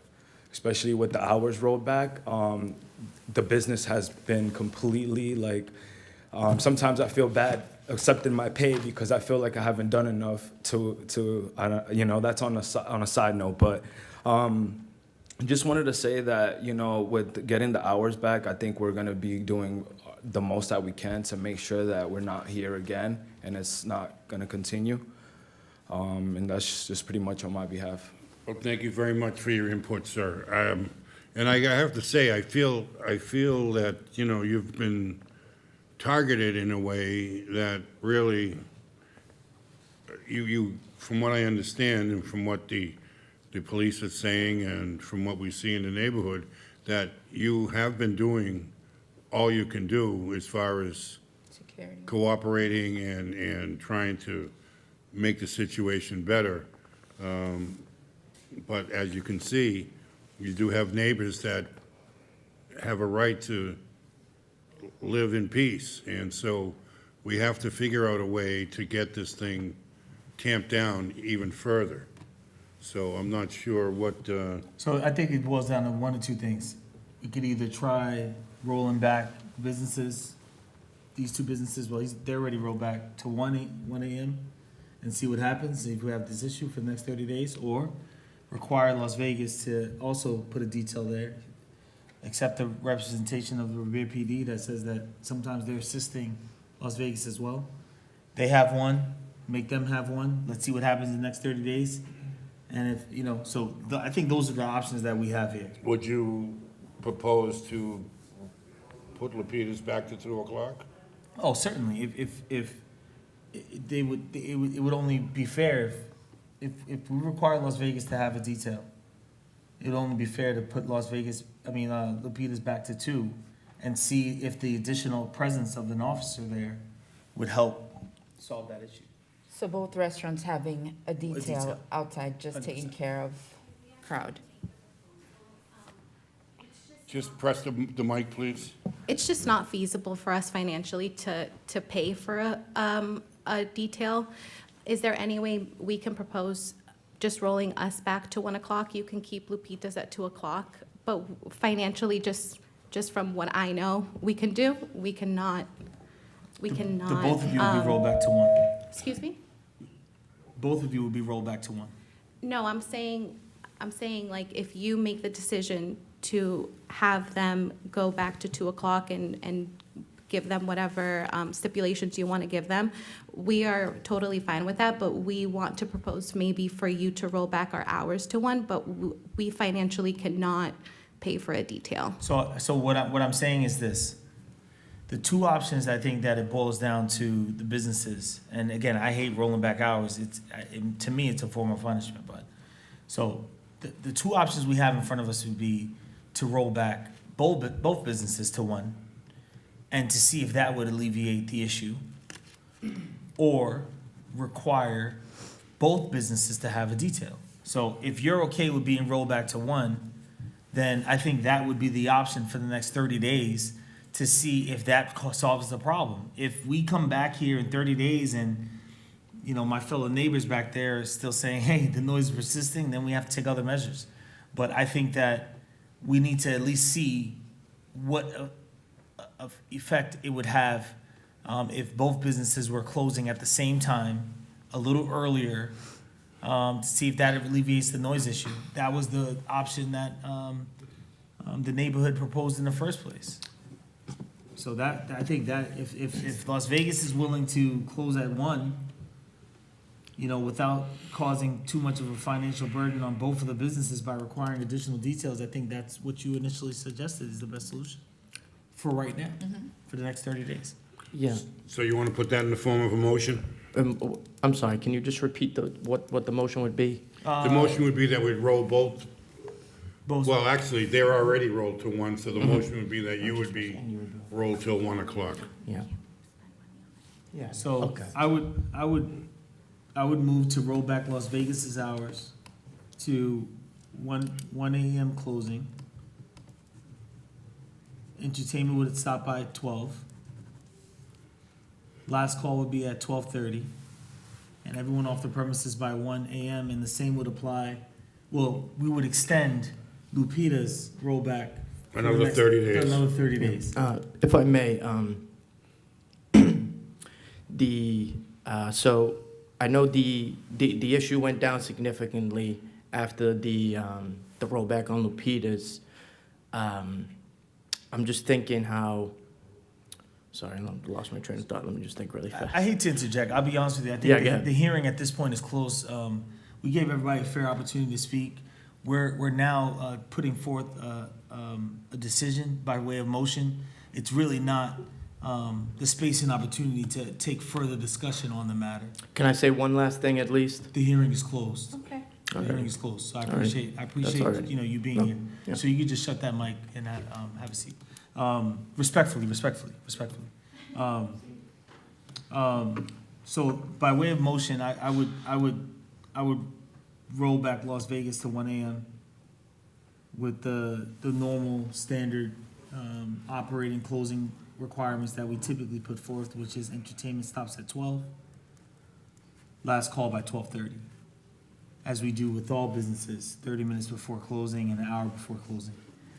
And extend Lupitas for the next 30 days and see if that solves this issue. And if it does, then we'll take the appropriate action then. That's my motion. I'll second that. Okay, well, that motion will carry. So this hearing was closed. Just as a wrap-up, both businesses will close at 1 o'clock. Both will stop serving at 12:30. Both will have everybody off the premises by 1 a.m. We'll try that for the next 30 days. At the next meeting, you guys can come back. We'll see how that's been working out. And certainly encourage you two business owners to come together and try to figure out a solution to address this issue in the neighborhood.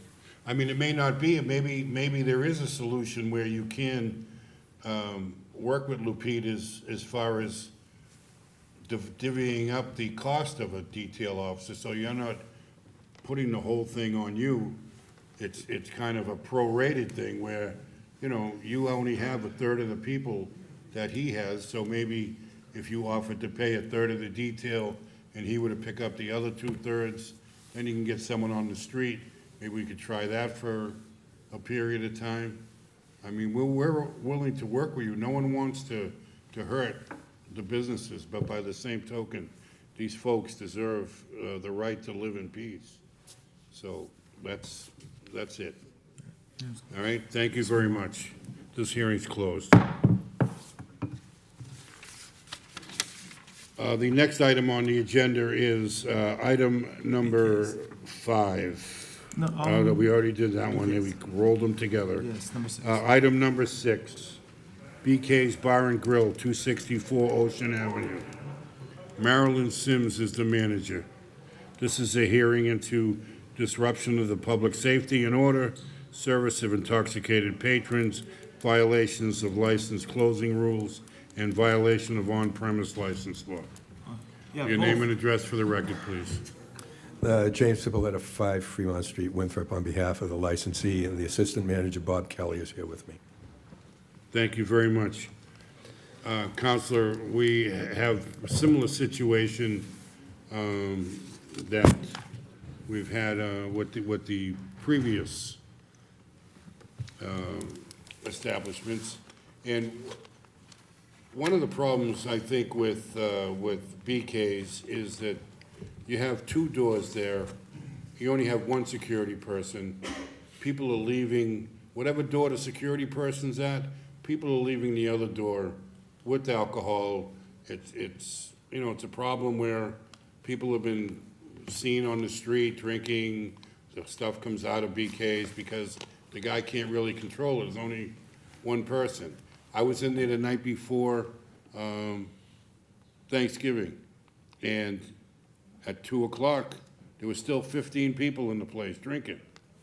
The security guy was trying to get people out, but couldn't do it. Not enough. I don't know if the word is muscle, but not enough to get the people to leave. And it didn't seem as if there was a lot of control going on there. You had people behind the bar that probably shouldn't have been behind the bar. You had people leaving out 1 door with alcohol. It seemed as if the place really didn't have a lot of controls going on. Right, I did have a chance to skim the reports again this morning, and I realize and understand the concerns. I think the issue, as chairman, you've probably hit the nail on the head, is internal control of what happens, not only inside, but as they exit out. And it seems that the age-old trick of trying to get out of a bar with a drink at 2 o'clock or any other time is persistent. Bob has put something into place. Now, you can't lock that other door. That's an emergency exit. So you can't lock them out. And you can't lock them from coming in, either from sneaking in and maybe somebody underage or somebody who's intoxicated. So when I went over the reports with Bob and told him, and he read them, and he said, okay, I think this is what we need to do. And I think he does need to have some internal security, more than one internal security person. Not necessarily the detail, and believe me, I'm not against details, but that he does realize that he needs to have somebody with some muscle or some authority or somebody who is going to be respected to, keep the crowd under control. He would like to address a couple of the issues that were written up in the police reports and that had been forwarded to us from the License Commission, and let you know what he's done since being notified. And I know that the place across the street, which there's a relationship, or had been a relationship between the ownership of those two establishments. But if I may just let Bob let you know what he's done and how it's worked out. Okay. Bobby Kelly, 264 Ocean Ave, Revere, Mass. In regards to the security, number one, there is usually on Thursday or Friday, definitely Friday, Saturday, we have 2 security, and on Friday nights, I'm there most Friday nights to make a 3rd.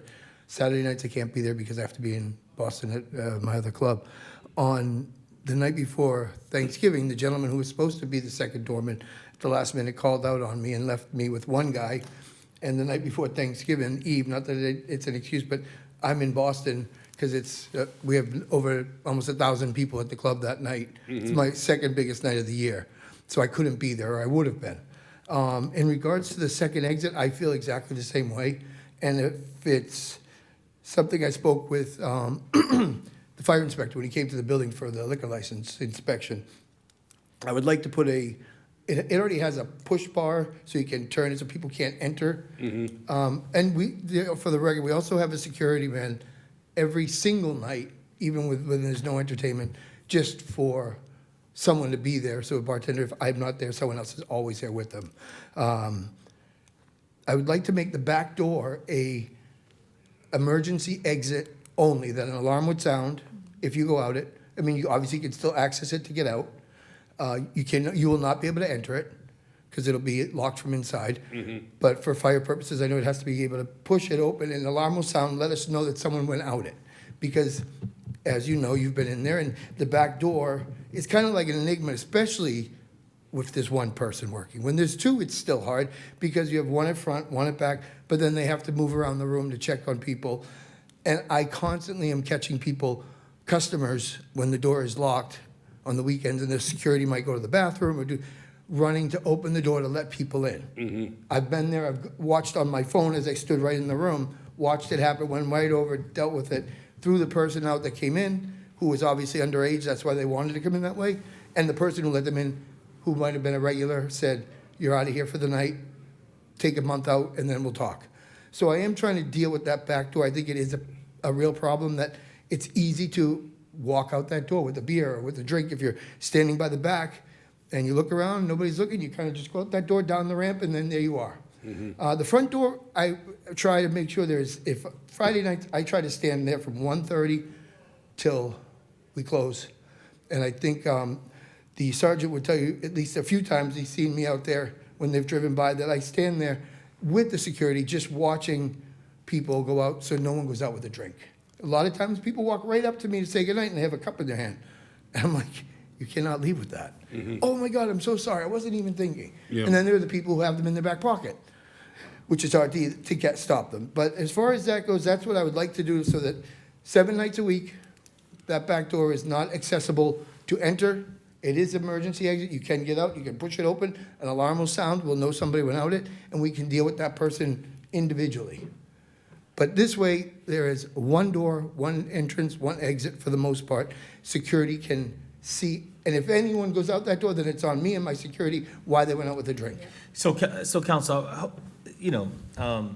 what's your client's position? I mean, he's been in the business for a long time.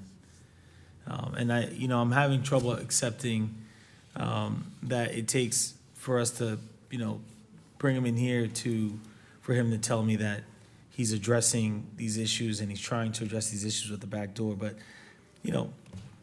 what's your client's position about the requirement as a business owner who has a license, who serves alcohol in the city of Revere,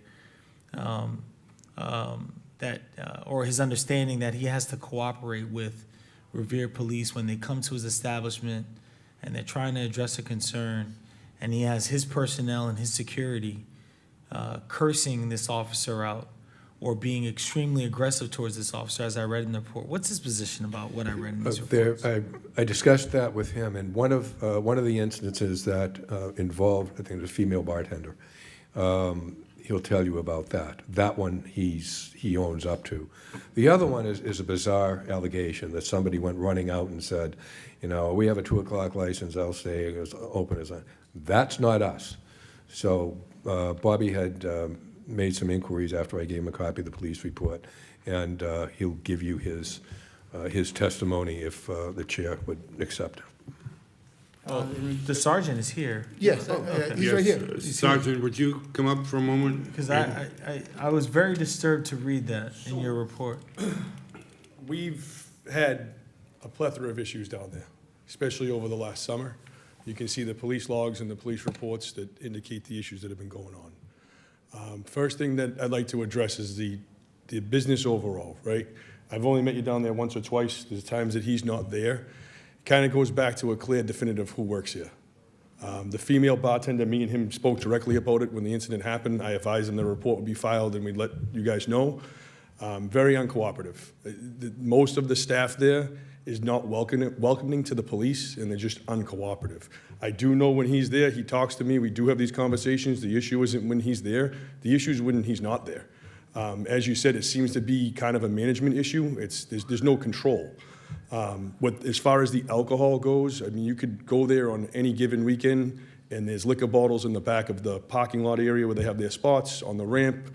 There's an old telephone box on the wall. There's always beer cans in there. I ask our guys to clean them up. They come out and clean them up as well, but it just shows the fact that there's alcohol leaving the establishment. On one night, myself specifically saw someone walk right out the front door, and they're smoking a cigarette and drinking a beer out of a glass bottle. We addressed it, spoke to them, they took care of it, documented it, and sent you guys the report. As far as the night that we speak about, it was Halloween night, Friday night, very busy night for us. I went around to every establishment. You can speak to any of the other owners or managers, asking and requesting their assistance, making sure we had everybody out by 1:45 and 2 o'clock to help alleviate some of the issues like we have on Shirley Ave and that we have with the parking lot between BK's and Bill Ash's. I went to the door, I spoke to the security guard who's familiar with me. He said, hey, yeah, the manager's busy. I don't know any of the managers' names because every time I go there, someone else identifies themselves as a manager. Gentleman came out, I was leaving, came out and was extremely aggressive. And at the moment, we're taught to kind of de-escalate, not get into it. I wasn't gonna argue with someone.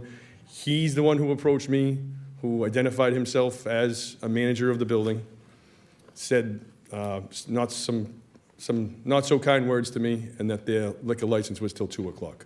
I explained to him that I would be back at 1:50 and make sure everybody was out of the building at 2. We ended up having issues throughout the city that night. I sent guys down there. There was no issue at 2 o'clock.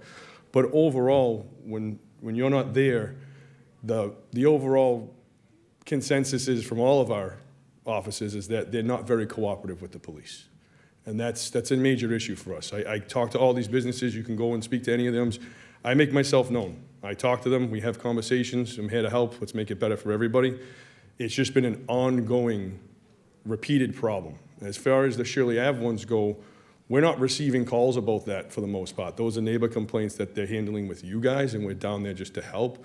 With these businesses, we're getting calls for fights in the street. We're getting calls for disturbances, people drinking out back, alcohol being out in public, and we're trying to work all of those problems at once, right? At least at Lapita's, that area, we have one detail down there that can help out. Down there, Their security guard, the door's closed at 2 o'clock, no one's helping us move anybody, right? This has been an ongoing issue. So I think there's just, one, talking to his staff about being cooperative, and two, management. There's no oversight there. It's kind of as though the patrons are running the place. You go in there, I never get a definitive answer. People are walking behind the bar, like you said, we've seen that ourselves. I don't know who works there. So that seems to be one of the issues for us. And that gentleman, I did not ID him. I wasn't going to get into an argument and a fight with him. He approached me, it's in the descriptions in the report, and said that he was a supervisor for that establishment, or a manager, I apologize. So. Seen, you know, you approach, as I mentioned, you and I had a conversation outside of Lumia Lounge, right? Where management was quite, it seemed like they were cooperating with you. The owners came out Yeah. to talk to you. So it's not something you typically encounter with No, a lot of there's businesses, just- but you've been encountering that with this Yeah, particular business. yeah, and not specifically with you. We've had great conversations, and it Right. hasn't been an issue. It's his staff when he's not there, when he's not there. right? And then the other issue is the ongoing disturbances that we have outside. Calls for fights, calls for people walking in the middle of Ocean Ave, which is a busy road. Again, that's people leaving their establishment. I don't know how that problem's rectified. We try to go down there and push people along, but it's an issue. And again, their clientele as well is not very cooperative with the police. You go and talk to them, and it's kind of like, it's turning into altercations with the police because they don't want to leave. Thank you very much, Sergeant. Counselor, this brings us to, you know, the management situation. For just one moment, where we don't really have a manager of record. We were supposed to be dealing with this situation regarding the change of ownership and management. This seems to be part and parcel of the same problem, or a result of the lack of a manager. Well, de facto is not de jure. Turn on the microphone. But Bob did want to address that incident where somebody came out and accosted the police officer, which we do not condone, and he obviously, but he would made inquiries, and he'll tell you his side of that one. Hello. The night the officer speaking of on Halloween, my sister, I couldn't be there that night. I wasn't feeling well. I couldn't get over to the bar. I asked her, she lives right down the street in Revere. She's been involved in the family business years ago. I asked her to please go and stay at the door for the night because it was going to probably be a busy night with Halloween. She was there until 1:45 when she left, and she had another girl who worked there. And I called them both today because this is the first I've heard about this incident that someone spoke to the police officer, the sergeant, that way. And they both told me that they were at the door from 9 p.m. to 1:30 roughly. And they never saw a police officer come up to the door. That doesn't mean, obviously, that the doorman didn't see him on the sidewalk, maybe, and they talked. But they didn't know anything about the situation. And I'm happy to see in the report where it says that the one gentleman he spoke to said, that he would make sure he told the management and that it would be dealt with, the getting out people out early that night. As far as this person walking up to him, I have no idea who that is. That could have been a customer. I have no clue, and I can't control that kind of thing happening. And since we're talking about managers, and I know obviously with the paperwork and everything, but right now the only person there in charge, responsible, all falls on me. I will hopefully eventually have the license in my name and the management in my name, but what I'm trying to do is keep things orderly there. And not that tip certification means a lot, but everyone that works here, the 3 bar staff that are there, are all tip certified, and crowd control, something they took also to get their certification. The night the young girl behind the bar spoke to the sergeant that way, I think he could tell you, I immediately shut her down and told her to not speak to the police that way. And that's when he said to me, why don't we step outside and talk? And we did. We had a nice conversation for probably about 45 minutes. And all of this, what I'm hearing today about management and things not being run, other than that night that I met with him, and he told me about the report, and this other report today, I have not heard a word from the city, from the police department. How would I know that these things are every night supposedly going on, that if I'm not told? I mean, I am there most probably 4 nights a week, maybe 5. Most of the time I sit in my office and watch the cameras because I'm tired, I don't want to be up there, but I go up there always at closing time, always at the front door, watching people go out. I can't be there 7 nights a week, but I try to be there as much as I can. And as far as the staff, I've had 2 meetings, especially since when we got the first letter saying we had to come up here. I grabbed everyone in and said, guys, what happened? And I spoke to the girl again who still does work there. She worked at Sammy's for 5 years before they closed. And I don't know of any problems down there. I don't think she had any. And I spoke to her that night, and I said, you cannot address any public official, city or state or police officers in that way. And anyone, you need to be respectful and listen to, if they tell you to do something, you do it. If you don't like it, that's too bad. You deal with it the next day. You tell me if I'm not there. But that night I was there, I dealt with it, I shut her down immediately and said, do not speak to a police officer like that, ever. And I apologized to the officer. I said, I apologize, I'm sorry she did that, that's not the way I would handle that. And I was right there to stop it.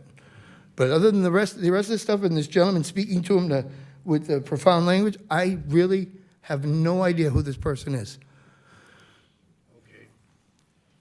Thank you very much. So as far as the issues with the people leaving out the back door, when would this crash bar? It's supposed to be delivered today at dawn. I'll have it installed the minute it's here. Okay. Do any of my fellow commissioners have anything to add here? So I think with this restaurant, we also have several issues with crowds outside. So what's going to be done to fix this issue? Again, the nights that I'm there, and I will, if instructed, I will ask the security, but on Friday nights when I'm there, I go out the door if they're congregating on the sidewalk, which a lot of people tend to do. They're waiting either for an Uber or they're waiting for someone to pick them up, or they're just waiting sometimes just because they don't want to go home. And I try to move people off the sidewalk and tell them, you've got to keep moving. So I want you to know that there's several reports of crowds outside. You were just saying that you weren't aware of a couple of things that we were, but I want to let you know that we have reports. Right, I mean, but crowds people go out the outside door being at problematic. 1:45, and yes, I know that I've been there when there've been 10, 15 people on the sidewalk, and I'm out there screaming at them, like, please, people, keep moving, go to your cars, go. A lot of times they go across the street into the parking lot, and I know sometimes incidents have happened over there, whether it's involving them or other people, but I don't ever cross the street to tell them to get out of the parking lot, because it's not my place to tell them. I just try to keep them moving and get them out. And I will have my security and anyone else there do the same at night if they're crowding the sidewalk after closing time. Thank you very much. Sergeant, if you could come back up for a minute, I just want to ask you a couple of quick questions. Sure. From your experience in dealing with BKs, what do you feel are the biggest issues that need to be addressed from your perspective? Crowd control, right? The exiting of the building, crowd control. I know he says that. I'm here 4 nights a week. My days rotate. If it's my weekend shifts, I'm down there. I start at the top of Shirley Ave and I make my way all the way to the beach and back around. And this is no insult. I haven't seen anybody out there. Whether I miss it or the timing's off, I personally haven't seen anybody out there.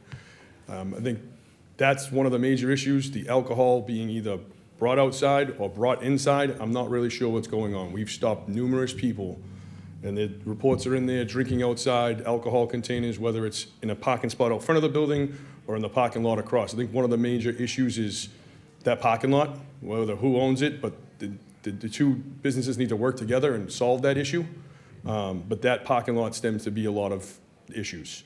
I'm sorry, what was your other question? Oh, that was basically it. Yeah, What, I what think needs to crowd be control, and addressed? again, I think just having definitive rules for the customers and the employees that work there, right? Like, this is not acceptable behavior. We're not going to let people in there do this. You need to leave. If you bring alcohol out, you're done for the night. Things like that, to enforce those rules. Okay, thank you very much. Sure. Do you have anything you'd like to add? I do. So I think that BK's, the reality of the situation for me, this is not for you, this is for counsel and his client. You've been hearing about issues at BK's for months, okay? There has been, over the past 5 months, at least one, if not at least two reports coming out of that business about issues, non-compliance, lack of cooperation with city officials for at least the last 5 months, at least. And that's the stuff that we're hearing about, and even the stuff that's that's not being reported by way of formal police report is coming to our emails about issues with BKs. I believe that there needs to be some type of decisive decision that's made today regarding BKs, because what I've heard from the manager that's before us is that he's not really present there. And when he is there, he doesn't seem to have a real control over what's going on there. And I certainly, as we've done with other businesses in the past, is not going to sit back and wait for something serious to happen that we've seen across the city. When the proof is in the pudding and what's before us. I heard everything that I needed to hear, and frankly, I think that there needs to be a decision made regarding this business today that can help address the public safety issues that has come out of this business over the last 6 months. So when the commission is prepared to hear my proposal, I'm prepared to make it. Very good. Thank you for that. Counselor, you've heard from Commissioner Osina. Do you have anything you'd like to add? I just feel that, what I just said about the crowd control, I feel like you kind of minimized it, and it's been a problem. I've seen the police reports, and also from what I hear from you, with all your respect, I feel like it's lack of management. Like the day you were at the other club, this happened, or the day that, Thanksgiving, this happened. So I feel like this is something you should address, maybe lack of management. We still don't have a manager on file, is it? Right, the paperwork needs to be Paperwork. finalized. But I feel that this is where your problems are coming from. Counselor, you've heard the other commissioners. What do you have to say as far as trying to mitigate this stuff?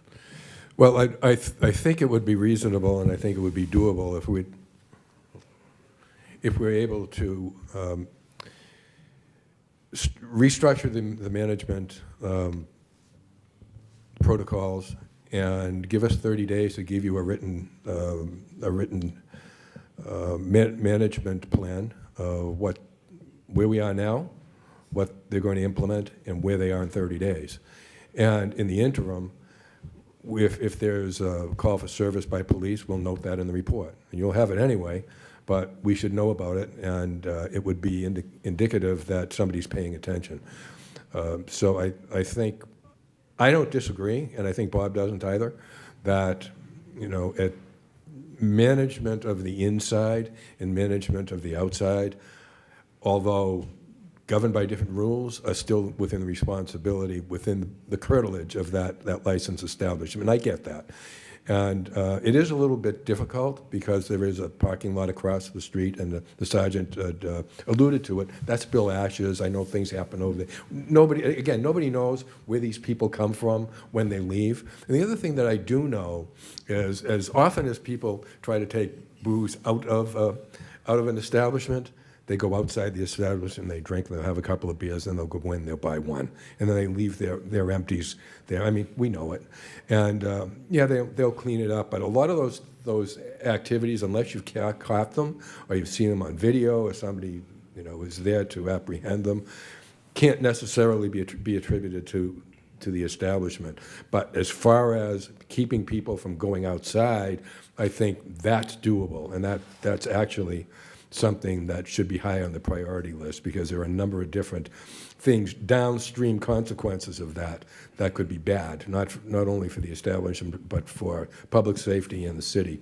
So I think a well-written management plan with names, positions, responsibility, duties and responsibilities, times, and so forth. If you give us the 30 days, we'll come back and we'll give it to you as quickly as we can get it to you. I've done them for other places, and I think we've submitted plans for other establishments as well. Yeah, you've And been I think it's worked out. Oh, yeah, you have. I would like to propose, I'm not sure if we're at that point, but I certainly just want it on the record, and, but for your counsel, I probably would do something, I would request something that's a little more drastic, but I'd like to roll them back to 12 o'clock. And have them have that opportunity to address the internal issues that seems to be plaguing this business over the next 30 days. And I trust council will put together a very comprehensive plan that truly tackles the management concerns that at least I see coming out of this business. But incremental penalties for BKs will not address the problem and the behaviors that are coming out of there. I'm sorry. But again, I'm only one voice. That's my proposal. I would like for it to be rolled back, the business to be rolled back till 12 and allow them 30 days to address a lot of the internal issues that's coming out of that business. Okay, well, I mean, that's certainly within your purview. I just think that 12 o'clock is kind of punitive and, a little excessive, but, I'm only one vote on here. So your motion is to roll it back till 12 o'clock and have them come back in 30 days with a management plan. Absolutely. That's the motion on the table. You can make your own motion too, obviously. If you want to amend that motion, you can. If you want to not vote for that motion, you don't have to. We can kick it around and see if we can come up with a consensus that we can all agree on. I am not going to vote to second that motion. I wouldn't vote for that motion either. Okay, we're going to turn on your, okay, so you don't want to vote for that motion either. Yeah, I think 12 o'clock is excessive. Okay, I understand your position and that you think that you want to send the business a message that you are taking this seriously, and I can appreciate that. I think allowing the counselor and the management team an opportunity to come up with a management plan is reasonable. I think that I wouldn't be averse to rolling them back till 1 o'clock. If, I don't know how you feel about that, but I think that a 1 o'clock rollback, which would, again, but you're still going to have the same problem until you can fix the management situation, the doors, things such as that. You're going to have the same problem, just going to have it an hour earlier. And it's not a noise issue for neighbors. There really aren't any. We haven't had any complaints of neighbors or anything like that. That's precisely why I believe that we should roll it to 12, and I'm gonna tell you why. So, look, again, we all know this is why there's 3 of us, right? Because we need 2/3. We need at least a majority vote to make a decision. But this is why I would propose a 12 o'clock rollback. And this is why this is different than the other hearings that we've had earlier today. We're not talking about noise complaints. We're talking about inherent internal issues with their management where people are walking over from one business to walk over to their business and leaving there extremely bloody when we get to the next hearing. And we'll talk about that at the next hearing. There's inherent problems with this establishment. We've been hearing about this establishment for months. For months. 30 days is not a long time for this extremely experienced attorney to get with his client, to get them to give us a comprehensive plan how they're going to address this problem. Because what's going to happen on New Year's Eve or towards these parties that we extended these hours, if this doesn't get addressed rapidly, there's going to be more of a serious issue. And I think that 12 o'clock addresses a lot of that concern. It's not just an hour rollback, it's a 2-hour rollback because it gives this business enough opportunity to get people out of there and out of that area before things get a little bit more out of hand past 12 o'clock. So that's why I'm suggesting 12 o'clock. As excessive as it may sound, this business and the issues that's came out of this business, based on the representation of that particular sergeant right there, what he's experienced from this business, it's not, we're not talking about like what he even said it himself. We can credit this officer's testimony. He even said himself, what they're dealing with at these other businesses is not what they're dealing with at BK's. What they're dealing at BK's is far, needs a little bit more attention than what we've addressed today at these other businesses. That's why I think 12 o'clock rollback is appropriate. We've done it with other businesses when these type of concerns have come before us. It's consistent what we've applied in other businesses. And again, it's not like we're, again, and I made sure I said that incremental penalty or sanction, I don't believe will address the concern of this particular business. I have all the confidence in the world in counsel. He's gonna get to with his client, they're gonna get it right. It's a managerial issue, it's an internal issue. Rolling them back an hour, like you said, Chairman, is not gonna address the problem here. There needs to be a serious rollback of the hours. Let them, he has a big nightclub in Boston that he manages. He can get it right. Hire more people, hire more security personnel, give them 30 days to do that, but are we gonna let them stay open until 2 a.m.?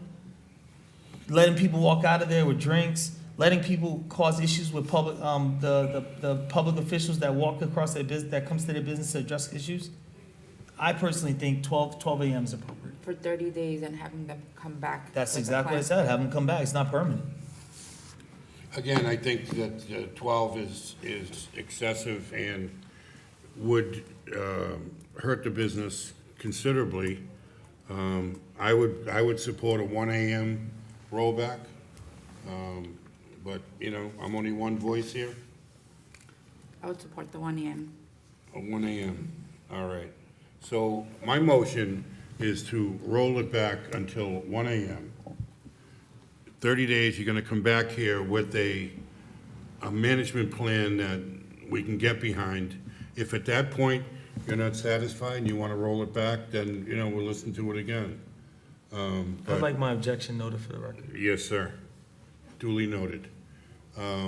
So, I'm not sure, when is the? Third Wednesday of January, so we're looking around the 21st of January, maybe the 22nd or the 21st. I think the 21st is the third Wednesday. 21st? 21st, you're correct, Commissioner, yes. So we would come back on the 21st. Hopefully you'll have a management plan that will suffice. If during the interim we have other issues and it appears that the place is out of control, or we deem it to be out of control, we get more police calls, at that point, I would maybe move for an emergency meeting and roll it back immediately. So that's on the table as well. And then I would also like to add, for you guys to submit all the paperwork you need to have a manager on file. I think we've been asking for that for years, and we don't have it. The paperwork that's required by the ABCC has been completed. I think we're waiting for the probate court to stamp the license because Bob's dad was the manager on the license, but when he passed away, Bob's mom became the manager, but she was never recorded on the license with the ABCC as the manager. So those two, Attorney Turco is doing their probates, and it has to come out the other end of probate. Still in court. probate? It's still, yeah. That's been And years. that's, I Yeah. went to the probate court once, and it was by accident, I went in the wrong door, so I'm really not sure how all that works, but I know it doesn't take, it's not fast. Yeah, it's definitely not fast. It's in a while. But just note that, in addition to rollback hours, we do have the ability to suspend entertainment license and suspend the license, Indeed, liquor license as well. indeed. And I will do what I can to get the paperwork to Maggie ahead of the next meeting, so you're not going to be handed it as you walk in the door. I mean, I'd like you to have it ahead of time, so we'll put a push on getting that. I think we have a concept in mind, and I can get it to paper. Appreciate that, Council. Thank you, Counselor, thank you. Appreciate your time. The next item is KST Corporation, DBA Bill Ash's Lounge, 78 Revere Beach Boulevard, Kerry Tunstall is the manager. This is a hearing into disruption to the public safety and order, service of intoxicated patients, violation of license closing rules, violation of on-premise license law. Kerry Tunstall, 104 Winthrop Parkway, Revere. Thank you very much, Mr. Tunstall. If I would, I'd like to bring up Sergeant Fantasia, just so we can understand what we're talking about here, okay? Absolutely. This is in regards to Bill Ash's? Yes. Okay. The main issue there is the parking lot, the conjoint parking lot, that he's working with the issues of patrons from BK's using that parking lot as well. We've had numerous complaints of noise, vehicles running, alcohol in the parking lot. And furthermore, we've had issues with people being in the establishment after 2 o'clock. One of the officers that works with me had called me as the patrol supervisor to come down there. We had an issue outside on the street, wherever business it came from. We went in to check those establishments. The officer walked into Bill Ash's around 2:15. There were several people still drinking in there. I was not there on scene, so I can only go off of his police report and what I spoke to him about.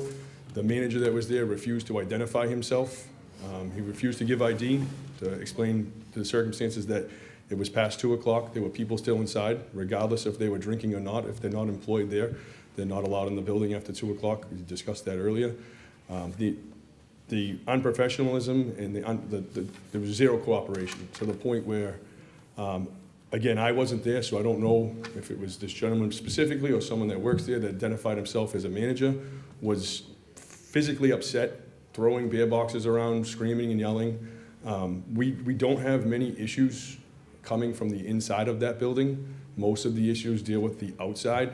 Where those people come from, I can't give you a definitive answer, but that specific evening that the police report is about was completely unprofessional. The officers were doing their job. They were enforcing the code. 2 o'clock, if you're not employed or you're doing business at that hour, whether it's cleaning up, you're not supposed to be in the building. There were well over 10 people in the building, as described in the report. He had asked the manager for identification, refused to identify himself. Our officers are taught to kind of de-escalate. We're not going to get into it.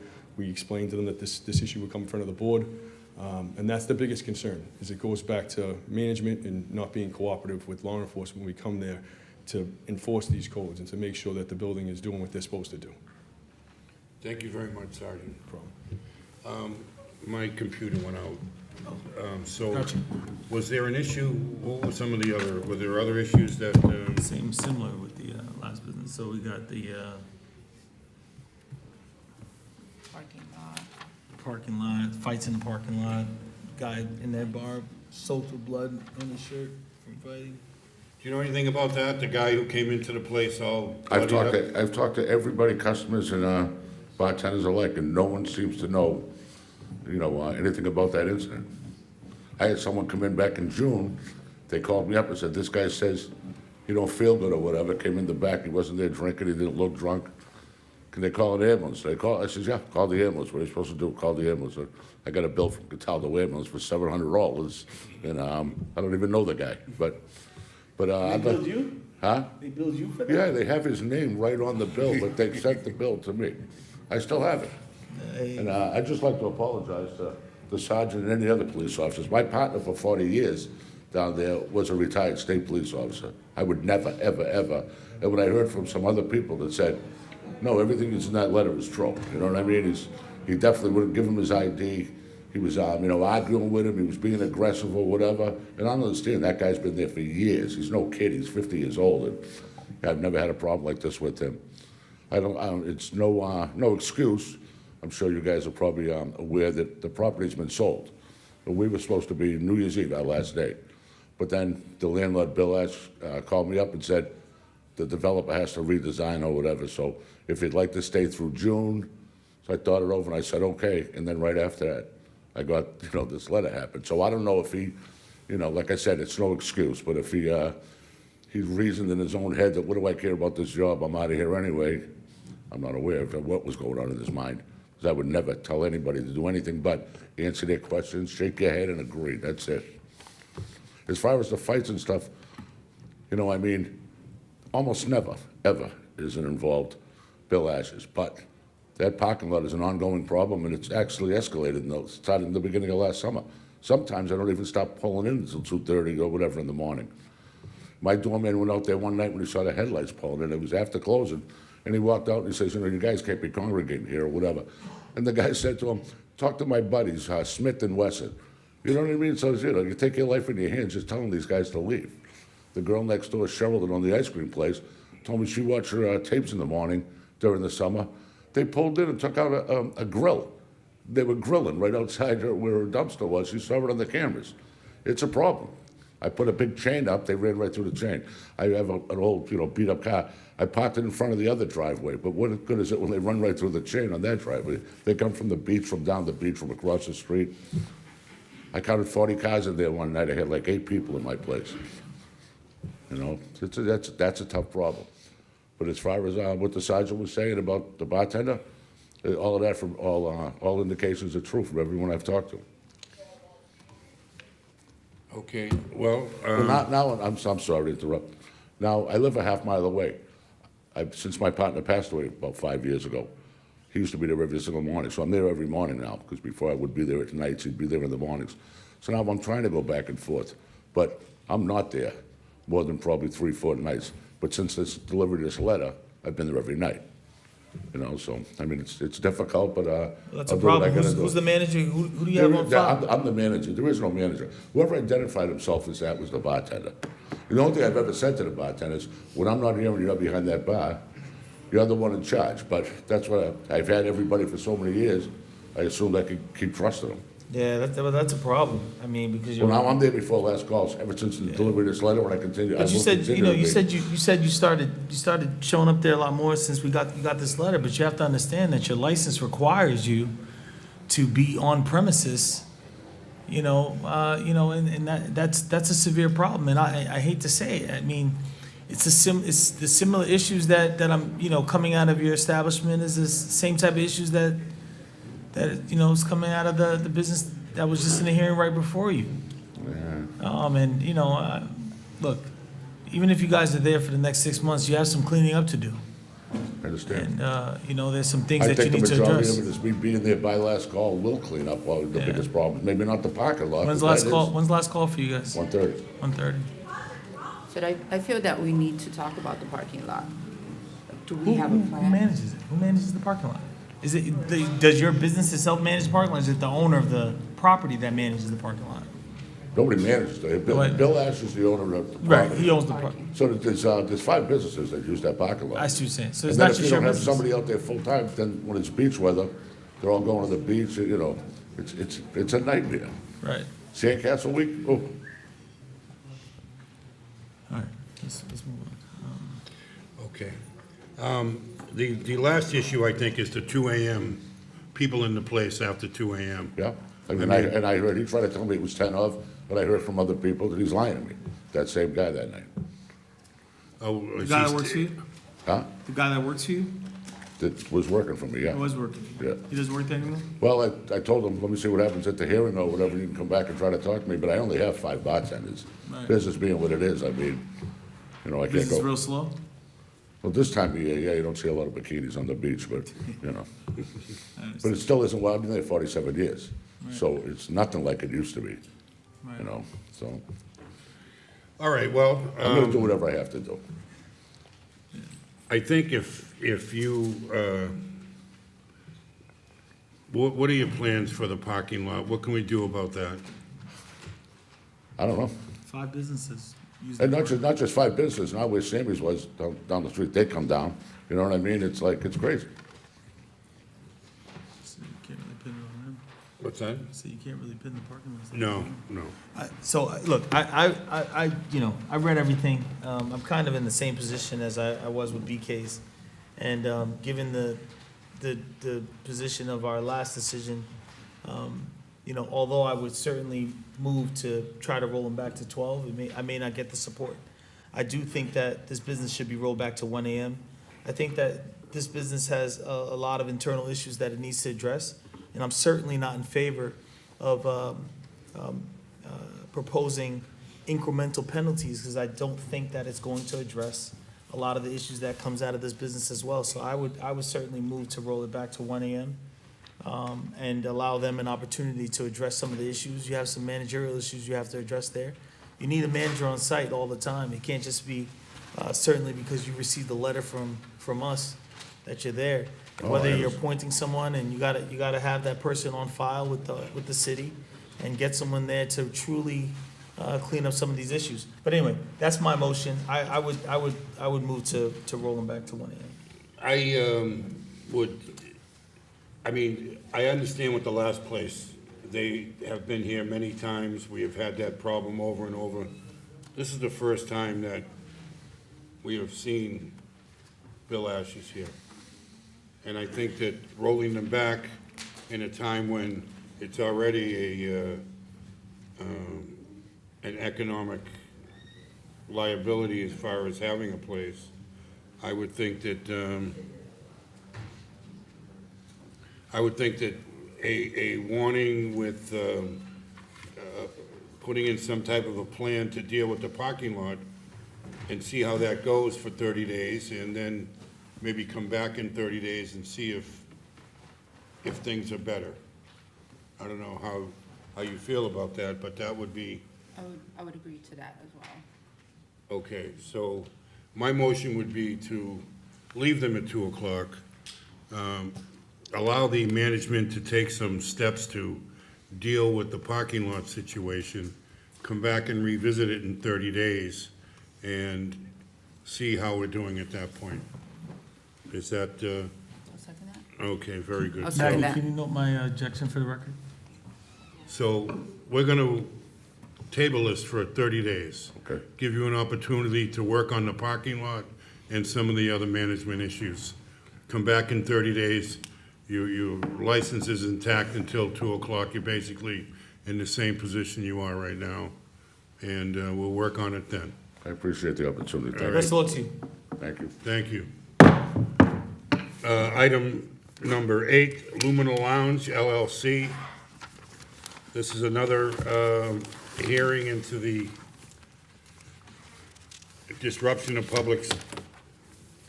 public safety and order, service of intoxicated patrons, violation of license closing rules, and violation of on-premise license law. Name and address for the record, please. Good afternoon. Attorney Gabriela D'Ambrosio here on behalf of the licensee Lumina Lounge. Here with me today, I do have the managers, owners, and head of security is here as well. I do also have a notice of appearance if the commission would accept that today, or I can drop it at the clerk's office. You can follow. Sure, thank you. Yes. If we could have Sergeant Fantasia come up again to kind of go through the issues from the police perspective regarding Lumina. If you could do that, Sergeant, would appreciate it. Again, Sergeant Fantasia for Revere Police. This establishment, I believe, has been only open about 5 months. Yes. Approximately. We've dealt with several issues. There's several reports there of, 1, altercations, and 2, having people in the establishment after 2 o'clock. It goes back down to management.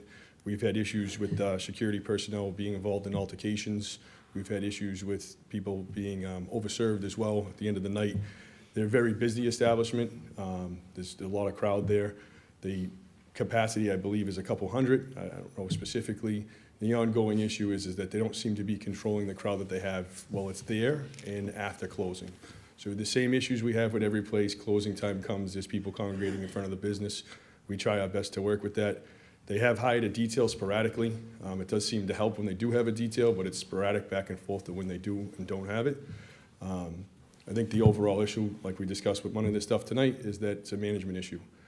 Security personnel getting involved in a physical altercation is unacceptable on our end. We had to intervene at that point. And then the violations at 2 o'clock. Officers drive by, they see people inside still at 2:15. It's addressed. Those reports are in there for your viewing. Thank you very much, Sergeant. Appreciate it. Absolutely. Counsel, those are the issues that are before us. What do your clients propose to do about this? Yes, thank you. And just for the record, I was just recently retained, so I did just have the opportunity to speak with the management at Lumina Lounge as early as yesterday.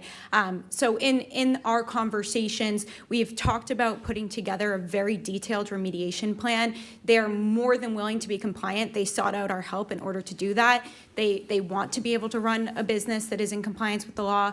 They are very eager to do that. I believe the last incident that Sergeant had just mentioned happened on the 21st of November. Since then, I recognize we're only halfway through December, but since then, there has been no other issues. That is my understanding. It's also my understanding that they have hired a detail, and that detail has been in place for about the last month.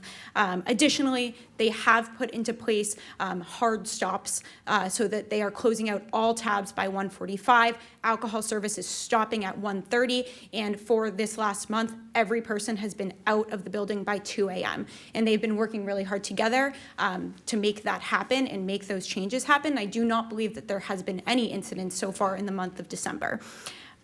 My ask to the commission today is that we get 30 days. We have a 30-day allowance to be able to speak together to come up with a very detailed remediation plan. As I mentioned, they did seek out our help. They are more than willing to comply and work together to create this plan so that I can really sit down with them, speak with them and their staff to identify the key issues that are at issue here, to be able to better identify the problems and then fix the problems to ensure that there is no further problems with security or having people in the establishment past 2 a.m. We're not trying to minimize these reports. They recognize, and I explained to them, that having 3 police reports and being open for only 4 months is not acceptable. It's not okay. They recognize that. They really do want to work together to be able to fix these problems. And like I said, over the past month, they have been making a very solid effort to try and remediate these problems by making those changes, closing, having last call at 1:30, making sure everyone's out by 2 a.m. and hiring that police detail to be there. They have been working towards those things. So I would just ask that we do be able to have those 30 days in order to come up with that plan so that we can represent it to the commission in a month. Thank you very much. Do any of my fellow commissioners have anything you'd like to say? I do. So just by way of a brief recap from my perspective regarding Lumia Lounge, I've had an opportunity to review the police reports that's come out of this business, and I want to say, obviously, as a newly licensed business in Revere that has strong family ties with other businesses in Revere, obviously, we were, a lot of folks in Revere are pretty excited about it, but I do want to highlight a few of the concerns that have come before us that was somewhat mentioned, that we've obviously received multiple reports of people remaining on the premises after the establishment is supposed to be closed, alcohol, beverages still being present and consumed after closing time, and the staff not necessarily making meaningful attempts to get folks out. And I think the one that's most concerning to me was a pretty severe assault by the head of security, that it seems like there's a new head of security now. It wasn't the guy that was before us last time. Assaulted a patron outside of the establishment. And I had an opportunity to speak to Sergeant Fantasia about that incident, who I believe he was the one who personally reported on it.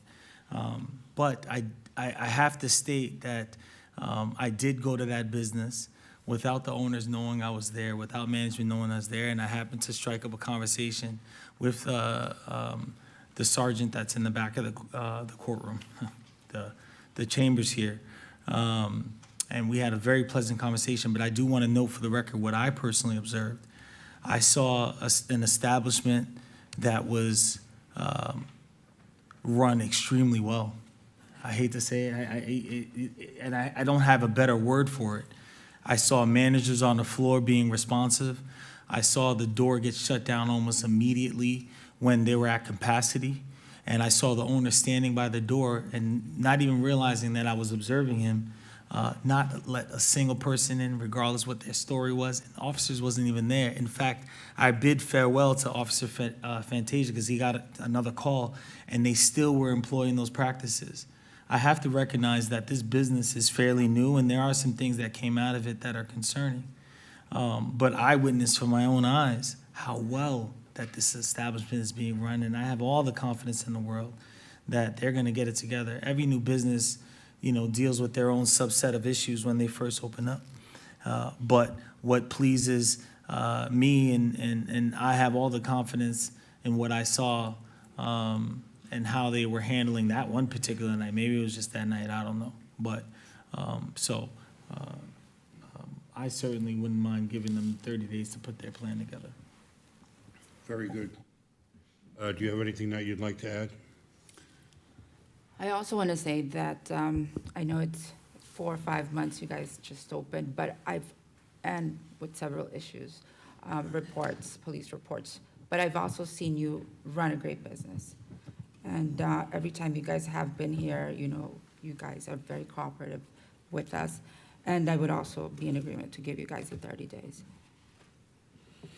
Okay, so it seems as if my two fellow commissioners are of a mind to give you the 30 days to work on this plan.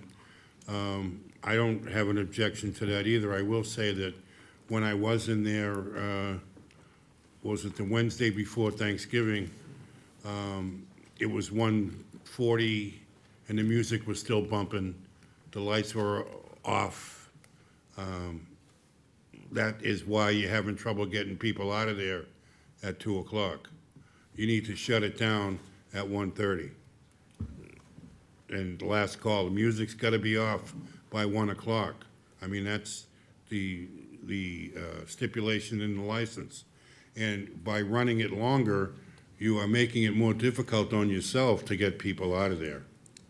So just please keep that in mind, because like I say, you run a good place. The place on Broadway is a great place. I've been there a few times. It's really good. You have a good management set up there. The place down the beach, the same thing. But, you know, you have to enforce these things on a time basis. And so I would concur with my fellow commissioners to give you 30 days to come up with this management plan, and then you can come back in 30 days and we will hopefully close out the hearing. Okay, but at this point, we're just going to extend it for 30 days. Thank you. Thank you And very much. May I pass this forward? Absolutely. Yes, please.